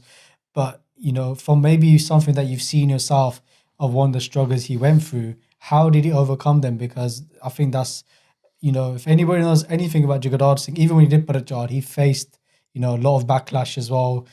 He definitely stood out. But he carried on, right? Because somebody could stop at the first hurdle, but he didn't. He went straight to the finishing line. So, what did you see? What was what kept him going in those situations? What helped him? I think faith was a big thing for him. He said quite a lot that, ups and downs that people have in life, the choppy waters everybody's gonna come across. He said faith kept me, believing. And the genius about Sikhi is that there is a rat, and actually you got to keep up with your nitnem. So you end up being quite busy. So the more busy you are at work, and then in your personal life, in the Sikhi life, there's very little time to think and sort of go down rabbit holes in your mind and stuff. So he said that really helped him. He was really lucky to have come into Sikhi and have the love of the Guru and that faith, and then the discipline to try and, have his, the daily discipline that he needed to continue to sort of build upon to get him through tricky times in life. So, I think that was a big thing for him. Was Sangat, and you mentioned Sangat. Yeah, Sangat was a big thing. I think he just craved Sangat no matter what. Like I said, gym analogies and, exercising, training, going to food, restaurants. He just, movie nights with his wife and stuff like that. He just craved, Sangat. Look at what he created. It was all Sangat based. It was all like, I got to build a community. And it was all from, Guruji's teachings. Because, if you look at it, any trouble you have, people talk about men's mental health. There was a TED talk that we watched, and it was why women live longer. And, and one of the reasonings, and I think this lady had done a lot of research and data, and, might be anecdotal, but she said a lot of women, they go out and meet their girlfriends and they just chat about their husbands, or they'll just chat and, oh, he didn't put the rubbish out, or he didn't do this, or he didn't do that. And, they have a bit of a gossip, a bit of a, whatever, and they'll let it all out. And it's gone. Oh, actually, yeah, he's all right. And so then the positives come out, and then they go back home and everything's all right. So what the researcher found was actually it's a cathartic experience. They're letting go of all of the sort of frustrations they might have. They're speaking, it's a sangat, right? They're friends. They're speaking about things. Their friends are helping them. Oh, yeah, that happened to me last month. And, oh, don't worry about it. Or, he's just silly. And, maybe he's going, and they'll help you through a problem. And you feel lighter, and then it changes your perspective at home. And, that was one of the reasonings behind why, women possibly could, maybe outlive men. And obviously, men don't really talk much. And you've done a series, I think you did it with Harbir, right? Yeah. So a bit of men's mental health. I know him anyways. Him and my son went to school initially. But, men don't normally talk. And so Jagraj he always wanted to talk about stuff. We always talked about, personal stuff, life, Sikhi, but he was just always talking about, any issue he might have, any, niggly thing at home, and, okay, just do this. Or maybe, any problem I had, he just wanted to help. And, he just kept himself sane and kept himself going by just filling himself with Sangat and just saying, actually, life it's not too bad. There's one of his favorite sayings was, there, but for the grace of God go I. He always said that. And it was always like, okay, look, things could be worse. They're okay. I shouldn't complain. But you gotta air it out. If that problem a problem halved is a problem solved. Problem aired is a problem halved. Problem shared is a problem. Problem, halved. yeah, there you go. Problem halved is a problem. Yeah, problem shared. Flying red. Between the three of us, we managed to get there. But yeah, so Sangat it played a big role in him. Obviously, the Sadhsangat, fantastic. He got like-minded people. He learned. He just kept going and going and going. But then there's the other Sangat that just helped him, push through any sticky problems that he might have, just to sort of help. If you feel those problems are resolved, then you feel much more free and more powerful to do the other things in life. So I think that helped him. Sangat was really important. So try and find friends or similar or people with similar interests in your community. If they can help you on a good path, then I think that's a good starting point. Thank you. Kelsey? I just felt, I think on that, I think Vijay was fearless. He wasn't afraid to make a mistake. He would always put his head up above the parapet and say he would give his view or give some crazy ideas, whatever. Because we worked with him, right? So we know the management team at Basics was formed because he had so many crazy ideas that we got to tame this guy. You know what I mean? So it's because he had so many ideas. I think one point he was going through a recruitment phase of his own. He spoke to someone and they showed an inkling of something. He said, right, we're signing you up. We're signing you up. So he had this thing where he was just fearless. He wasn't afraid to make a mistake. Because what's that can happen? Yeah. So I'm doing it. I'm doing it for Sikhi, for the Sikh Panth. So what's that can happen? And I think if you look throughout his years of Parcharak, he always did things that were different, like street Parcharak. Where did that come from? Nobody did that before, but he thought, okay, I'll give it a go. It could work, it could not go, but Guru's good by it. It was a success. The leaflets, the three facts of Sikhi, the little pamphlets, etc., going out to schools, etc. So I think he was just fearless to make these mistakes. And if he did make a mistake, and if it was the wrong decision, okay, so we'll try again. We'll go back. He owned up to it. Yeah. And he had the humility to okay, I got that wrong. Yeah. But I'm not gonna be quiet next time. I'm gonna try something new. Yeah. So I think he always had that fearlessness with humility to. It's good to have. You got to make mistakes. Yeah. Nobody's perfect. You got to make. Or you will end up making mistakes. It's how you cope with those mistakes, how you move on from them, how you learn from them, what you might do differently. Maybe he was always 100 miles an hour. He was always jumping straight in, sometimes, we always discussed it. Actually, just let's break this problem down. I did electrical and electronic engineering. So I have a very analytical and kind of a logical mindset.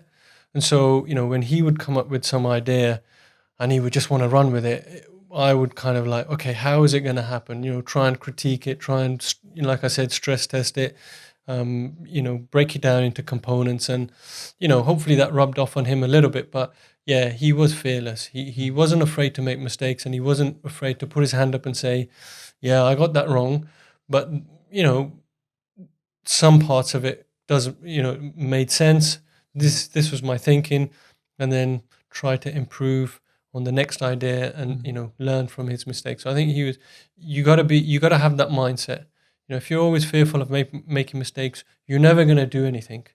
It's just the way our world is now, that everything is amplified on social media, trial by media, all these things happen, and you're a bit fearful to do anything. Somebody's going to take a snippet of what I said and blow it up into this thing, this Sikh figure is proponing, saying this. Actually, you take things out of context. He wasn't afraid of that. He was like, look, people are going to do what they're going to do. I got to keep doing this. I feel this is where Karanveer Singh will come in and say, fail actually means first attempt in learning. Okay. So it's not failing, it's your first attempt in learning, Karanveer Singh might say that. Behind the camera today. Moving on to a bit more of a sensitive topic or question. How did you take the news when you found out that Bhai Sahib had been diagnosed at that time? I think it was about September, October time in 2016. So what was that like for you? Well, I think it was November time. So I remember it vividly because it was Sukhdeep Singh's birthday. So he and us friends were going to get together as a surprise birthday for her. And we were, texting him, and he was arranging everything, and still didn't get a message of what time you got to rock up. And I was like, dude, is this going to be a surprise or not? I mean, we're all we're pretty much practically outside the house, And I said, oh, just go in. Sukhmani's expecting. He was like, well, that's no surprise. All right, fine. We went in. And then he said, look, I've ordered pizzas. So pizzas came. And then what it transpired is he had spent the day in hospital. So he was having checks on that day. He came back and he said, look, I've just been in the hospital and, having some tummy issue. Let's see. We didn't really talk much about it. And, everybody was there. So we just had pizzas, had a good laugh and stuff. And yeah, went home and said, look after yourself. Let us know what the issue is. He never mentioned it before. So the next day or either the next day or the following day, I get a text message from him saying, I got stage 4 cancer. Doctor's giving me 6 months. And, when you get a punch in the gut, that sort of gut-wrenching feeling, I was like, I gave him a call and he explained, they found, a cancer. And I said, all right, look, I'll come and see you tomorrow morning. The next day, went to see him.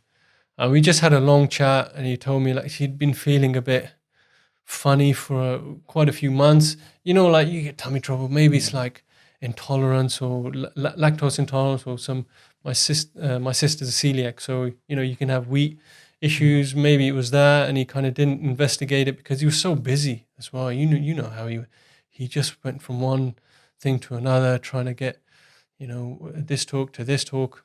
So maybe he didn't take the time to actually sit with it and think, okay, I need to have investigate it earlier. But yeah, I mean, when that news came in, it was pretty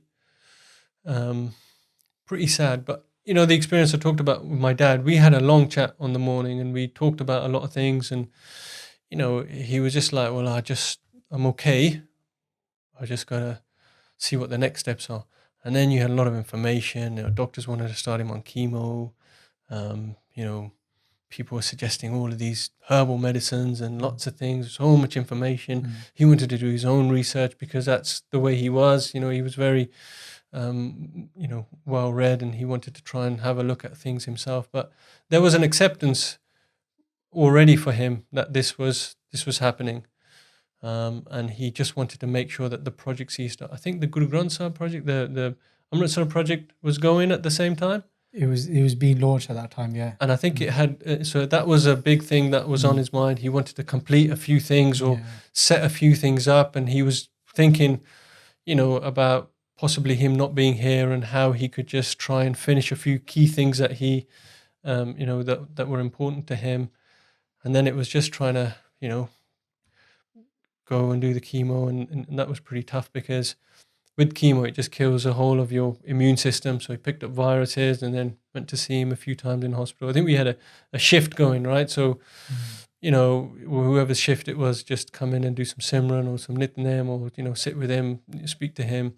So it was some pretty tough times came out of that. I mean, I still saw him quite a bit. I mean, we went to the Bunny Park in Ealing because he wanted to get out and just see the flowers and he wanted to see, he just wanted to get out in nature. He wanted to do his own shopping. So, food shopping, took him there and took him to his mum's.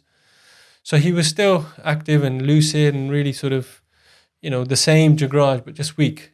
A little bit of sort of, understandably life had kind of, been taken out of him, but his mind was still sharp. He still was, relating everything to the Guru, relating everything to Gurbani. And yeah, I mean, I think given the experience with my dad and him being around and all the sort of talks about death and, everything we shared, he wanted to make sure that, look, this is just the natural journey that the soul has to go through. It's come from where it's got to go, and I have to accept the hukam. And as hard as it is, you kind of make peace with it.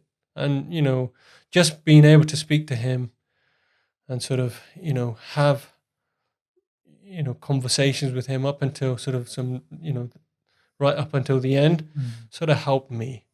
But, you could just see how much he touched people, the programs, the programs afterwards, or even whilst, he, all of the announcements that happen and all the sort of Geetan programs that came. Man, of people came from all over the country, and coaches from up north, and you just think this is bigger than, this is just something that Mm. this needs to happen the way it needs to happen. And as long as he is given the space, because everybody wants to sort of chip in and kind of, they have good intentions, but there's a lot of information coming in. People just turn up, outside the house, and it's, one person comes and then another person sits for a couple of hours. It's like, okay, give me a bit of time. But he never ever said that. He just accepted whoever came. But I think that did just sort of, made him a bit weary. And I think he just wanted to get those projects finished and just try and do as much as he could until, the final moments. But it was tough, but I think, with that sort of stuff, I'm quite lucky. There's the acceptance that comes. It's really hard, and, you have to accept, that this is reality. This is going to happen to everyone. It's not nice. It's not easy. But you have to be comfortable with it. I think he helped me with that quite a lot. Just quickly, casting, anything you want to add to that? We found out, we were in the office in Hayes, and we found out, I think he came in with Sukhdeep Singh, and you could tell she was upset about something, and he gave us the news, and it was like an eerie sort of silence. It wasn't, it was we sat, and then we did job beside, there were about whoever was in the office. I can't remember, we did job because we had a daily thing in the office. We did job beside a bit of simmer, and then, in the middle of the day, then we crack on with a bit of work or whatever. But I can't remember when VG came, if that was we did job beside before or after. But it was a bit of a weird sort of awkward silence, all right, because you don't know what to say, and he was trying to put a positive face on it and stuff. Yeah. You could tell obviously him and Benji were obviously upset about it. And I can't remember when that was, what month it was, but when we found out. But then soon after, then the announcements went out in the program, etc., etc. So, and then it got really, really busy with all, like you said, people just you wanting to get in touch and throwing all sorts of advice and suggestions and blessings, etc. So got really busy, and you get sort of lost in that, that sort of rush, and you're trying to do so many things, juggle so many things. But I mean, like you said, acceptance, it's like Guru's Kirpa is when you're trying to walk this path of love, of Sikhi, it's like you learn to accept that's all WhyGuru's game, isn't it? What they do is perfect. You go, there's no point you trying to question it. You just have to unfortunately accept it, and our gurus and our Vade and our ancestors have showed us it so many times that is that level of acceptance you just have to do. Everybody's going to go through it. Even Jagraj said in the Katha once that as soon as you're born, there's only two certain things. Number one, you're going to pay tax. Number two, you're going to die. And that's it, innit? And that's it. There's only two certainties. And everything else is a bonus or whatever, however you want to put Tax it. and deaths. And that's it. That's it. You said that on stage, that's it. There's only two certainties. As soon as it's not like we're in a line, we're in a queue to die, because we've lived, but every single day of that is just a day, a step.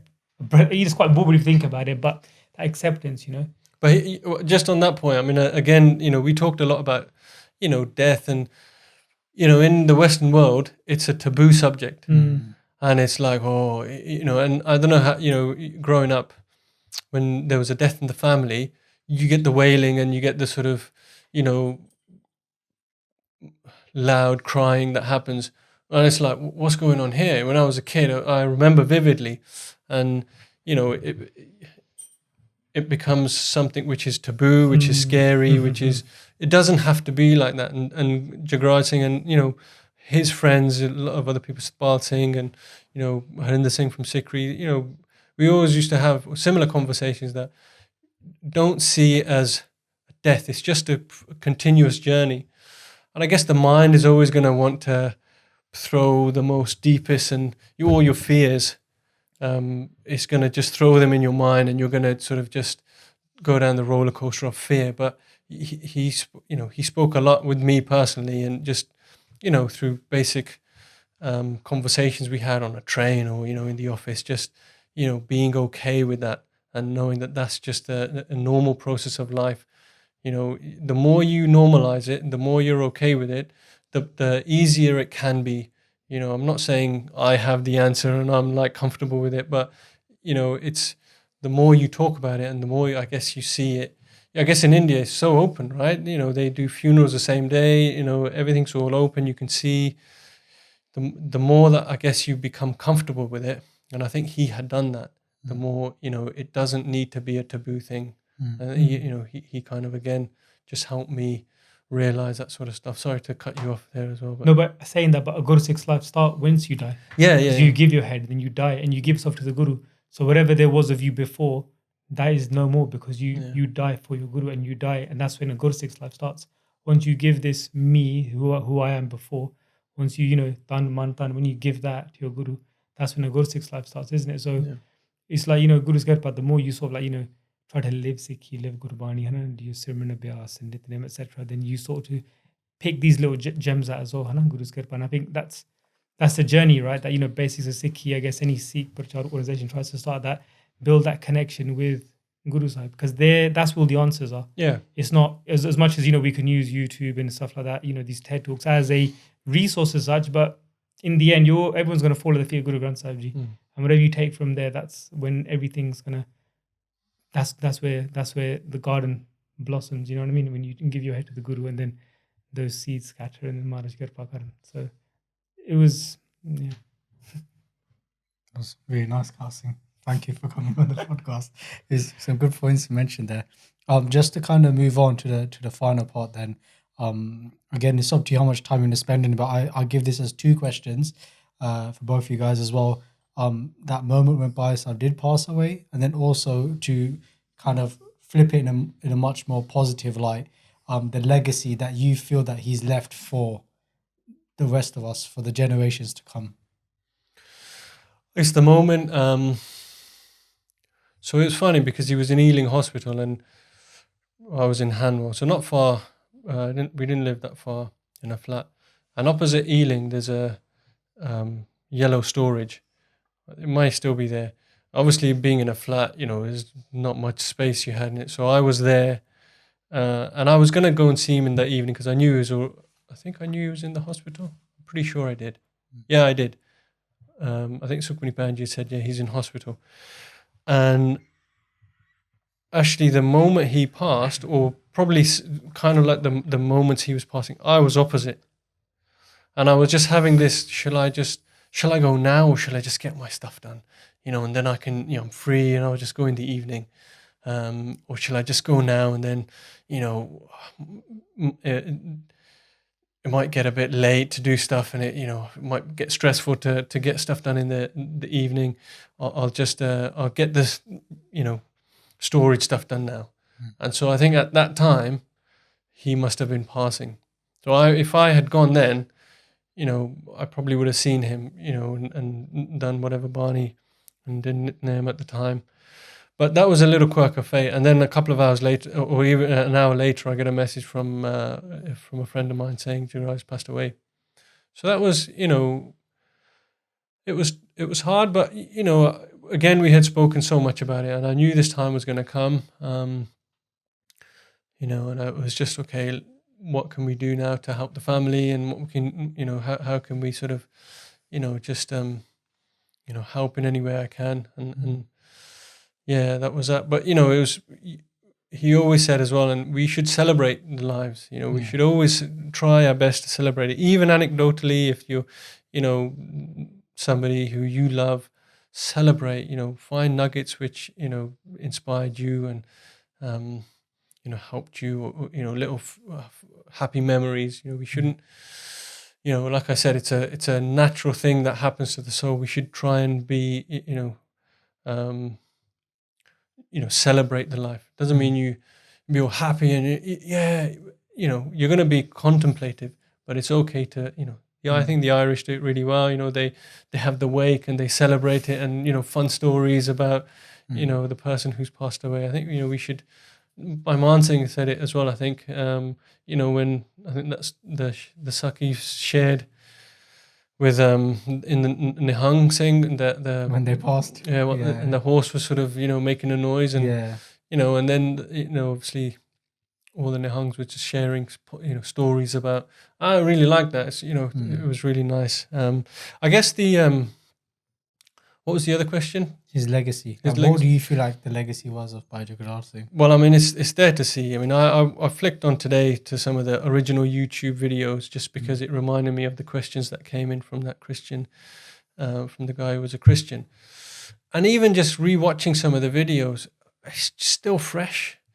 And when you think about, regardless of where what the times of the gurus were.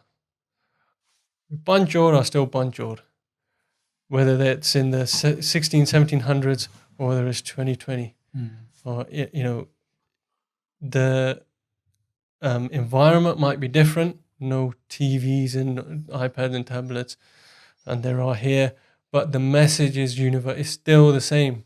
The message that comes from Gurbani. And guess what? His message is on YouTube. And when I went on today and looked at some videos just to sort of reminisce, I was like, the message is still clear. It's still pure.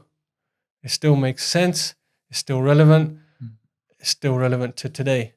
That's the legacy is just going to be there for the kids, for my kids, for other the generations to come, to always have that resource for him. And he's inspiring still. The same sort of flutter in my heart that I had when I would go to work and we would go in the tube and do whatever during the day. That was still there when I was watching the videos. And even if I think there's some recent comments on there, like, wow, this is amazing. And some people still don't know that he's not here. And how amazing is that? Right? He's still bringing in people, and Basics are still bringing in people. So the legacy is there. He'll continue to touch people globally. The work that you guys are doing, put your own stamp on it, your own sort of, don't try and be Jagraj Singh. Be yourselves. Have your own experience. Relate the content you're providing to your own experience. Make it relatable to you. Think about the problems that the youth might be having now. The sort of the tricky times with social media or various things that happen in society, or kids at school, bullying or whatever. Just try and think about these issues that might be important to kids and put your stamp on it and try and help them. But his legacy is there, and hopefully inspires more and more people to just sort of learn about Sikhi, build a relationship with the Guru, and more importantly, just build their own relationship to Guru Granth Sahib Ji. That's, I think, I think that legacy is in the videos and what you guys are doing, and hopefully that will continue to be strong for the future. Thank you. Just Kal Singh, anything to add as well? I mean, echoing on from what Vijay said, I think the legacy, if you think about it, is that if Vijay started like everything's 13 basics of Sikhi, Sikh PA, Kiri Sangat, Mighty Khalsa, along with Sukhdeep Singh, I think if that's the foundation with Guru's Kirpa, the foundation is solid. And then I think with yourself and Baljeet Singh, Harbin Singh, Gurpreet Benji, and Guru's Kirpa, more Parcharak that come on board through the years, you guys are building the extensions and double story extensions, and you're putting your own quirk on things with the TV mounting the wall. So, you know what I mean? It's just it's modernizing, but the foundation is solid. And as long as you're putting Gurbani and Sikhi at the forefront in the foundation, then it's all good. Maharaj Kirpa, they achieved more in what 10 I think how many years or however many years 5-6 years. Yeah, not even. So they achieved more 2011, 2012 to what 2016. 2016. So I mean, they achieved more in those that people could do in a lifetime. So insane what they did. Exactly. So I think what they achieved in 5-6 years was like more than people do 40 years. So good. But you got to also the timing. The timing is everything as well, and luck plays a part. And like I said before, you gotta keep doing your thing, and then luck and timing plays a big part. And you may not be ready if you want to be a Parcharak or have some experience. You might be doing all the right things, but timing is off or something isn't aligned. You got to keep doing your bit. And I think Jagraj just lucked in the timing. 5 Rivers helped set him up financially, helped resolve a lot of, helped him financially. It gave him a base to stop worrying about other things. And then the timing was right for all of the ideas he had to come to fruition. So you mustn't underestimate. You can get frustrated. Oh, this isn't happening. I can't connect, or I'm not getting to where I want to be in my career or as a Parcharak or whatever I want to do, whatever your end goal is. Don't give up, because you just might need a little spark from something, or the timing might be off, and maybe that timing will come somewhere else. Don't give up. I think that's something which you guys, hopefully can utilize as well. Thank you for that, guys. And then What about you though, Vijay? What was the question? Yeah, you to did- go I forgot full the question. circle. No, to go full circle, like legacy, and I guess you're part of the future. But what do you think Jagraj's legacy has been for you? And I think like kind of touches upon what Kal Singh was saying in terms of that foundation, in terms of like the things that I saw were like the hard work, determination, honesty, just being very genuine. I just feel like these very basic things, because when we think of basis of Sikhi, we think of things like on a knowledge based, but just the general qualities that he had, the basic qualities, which are so important. And I feel like, he's just he's putting a light in everybody. Do you get what I mean? It's like his light is still there. Yeah. Do you know what I mean? And that light, like you said with the videos, right? So that light is still there, and now it's lighting more people, and it's just continuing, and that effect keeps on going. And I feel like it's quite interesting because with the seva that we do now, like Guru Kirpa, like personally, only Guru Sahib knows, but I feel like we're in a good place after so many years. When Bhai Sahib passing, it was a difficult time because, we were new to Parcharak. I was only to Sikhi for about 2015. I kept my hair. couple of years. Yeah, so and then I took Amrit at the end of 2015, and literally I took Amrit on the September the 13th, 2015, and I started learning Parcharak in 2016, September the 13th. So my anniversary was when I started learning to do Parcharak, and then fast forward 5 months later, I'm doing Parcharak full time. So that transition, a lot of things happened, and finally I feel like we're finding our feet. But for me, it's kind of like an experience. I feel like everything that he did then, now it's all making sense to me now. Okay. It's like it took 5-6 years, but like you said, all these conversations come back in a circle because like you're saying, you just got to keep at it. It wasn't the time then. Kal Singh, we try good kid, but we work really hard. It's difficult to do this here, right? Like the pressures from everywhere, even in your own mind. And now finally it feels like things are starting to make sense. Why did he make CPA? I never understood it for many years. Only when this year it started to make sense. Right? Just so many things. So for me, I feel like, he was ahead of his time, but everything that he did it, Guru Sahib did it. It was for a reason. And, something that one of the Singhs will say in the background, he's sitting here today, I won't say his name, he'll kill me. But like everything that he did was for a reason. So don't feel like it was a waste, because many times you may think to quit and give up, right? But there's something more. And I don't feel like many people won't always understand that, but there was much more to what he did that we'll ever know about. But it takes years to uncover that. So I think that was one of the greatest pieces of advice that I got, that don't think that what he did was a waste. This, like Marjgir, but this charity can't just fizzle out, because so much went into it that how could it just like disappear? So that's like his legacy. Like basically to me is Jagraj Singh. But in respect, what was Jagraj Singh Ji joining us to is to Guru Granth Sahib Ji. When we found out Bhai Sahib Ji was diagnosed, we were students, so I was in Birmingham, Walsall at the time, staying at Gurdwara Sahib learning. And the first thing we did as students, we started a search pot, right, for their Chardikala, for good health and stuff. But it's like, where did we learn that from? We learned that from him. But he was joining us back to Guru Sahib Ji. So again, people are going to find that in the videos now, that what he did was that he just, so simply, it was not about him, it was about Guru Granth Sahib Ji. And that's kind of my take on it. There's so much more I could probably say, but so much, I think he was really in tune with the Guru and himself. He had done a lot of work on, his internal self and building that relationship with the Guru, taking a Hukamnamma, seeing what the Guru's message was, relating it to himself. He kept doing it again and again and again and again, building that relationship, the same things again and again, Nitnem, the discipline, that's the whole point of it. And, the more you do it, the more it just becomes effortless. And, a lot of the time, a lot of science now with spirituality and all of these things. So flow state is a big one. When you're in the flow state, basically you are just one with everything. So he got into that flow state when his ideas were coming, when he was working, because that led to something else. And he's not thinking about the future and how this can how this is going to impact everyone. He's just in the moment, and he's in that moment, and he's just carrying on with his thoughts, and work is flowing, and that's, you know, just effortless work.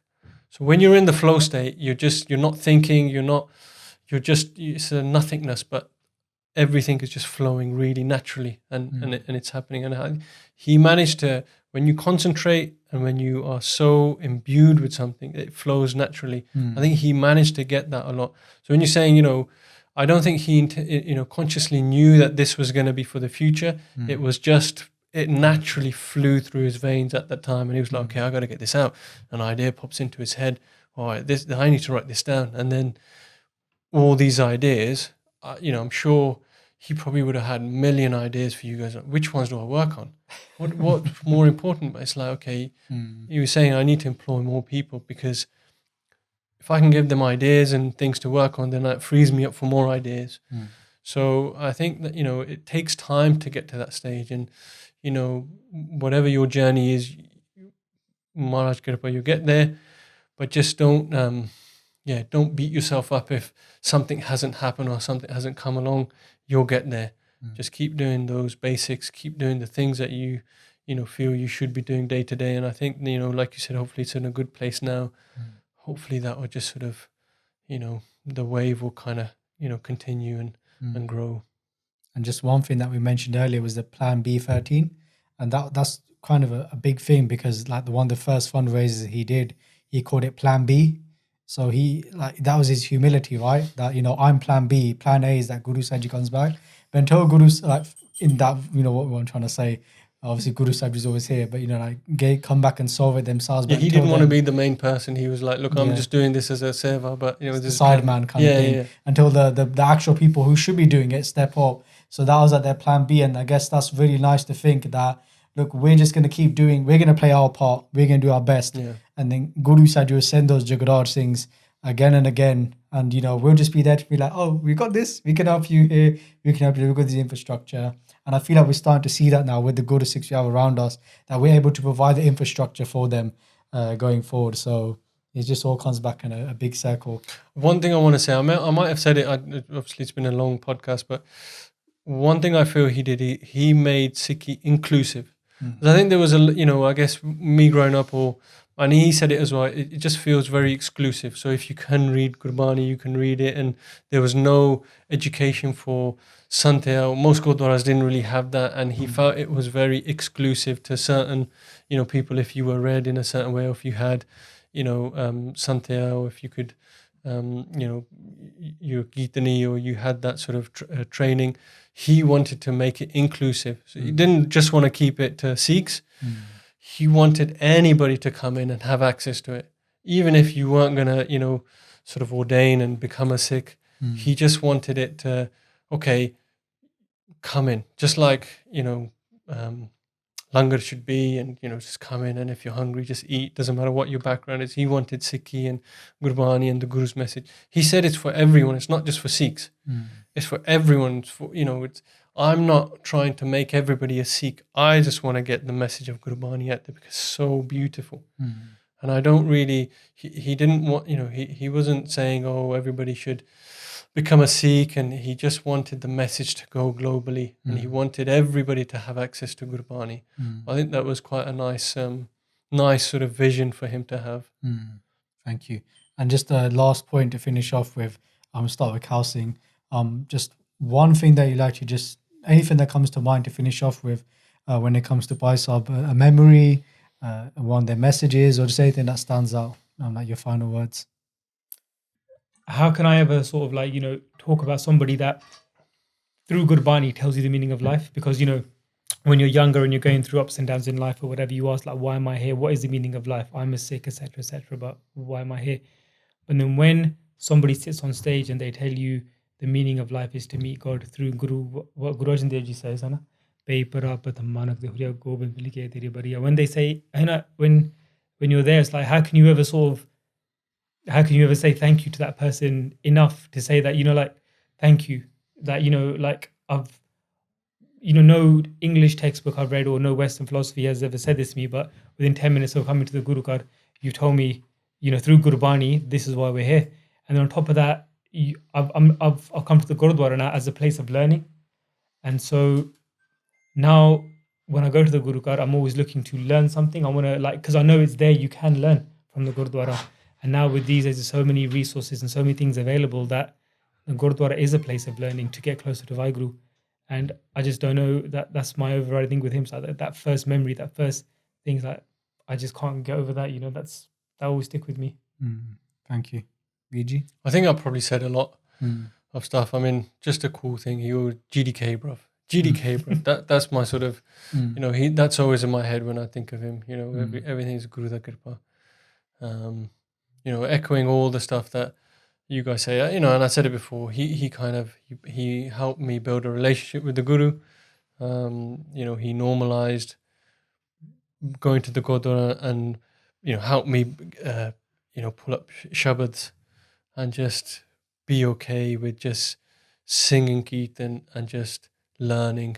What's better than being able to connect to a shabad that's being sung in Kirtan, see what the Hukamnamma is at the end of the day, and actually learning something. So yeah, I had never gone to the Gurdwara before and actually learned anything since meeting him, and then subsequently just helping me unlock, my relationship with the Guru, trying to build on top of that, and then just, not judging anyone. How can I help somebody who I think might be feeling a bit, probably where I was when I was younger, just getting them to say, I think again, Bhai Singh said it, we need to create we need to create an environment which is, safe and just okay for people to come from different levels and just help them along, just give them some help. And Jagraj did that for me.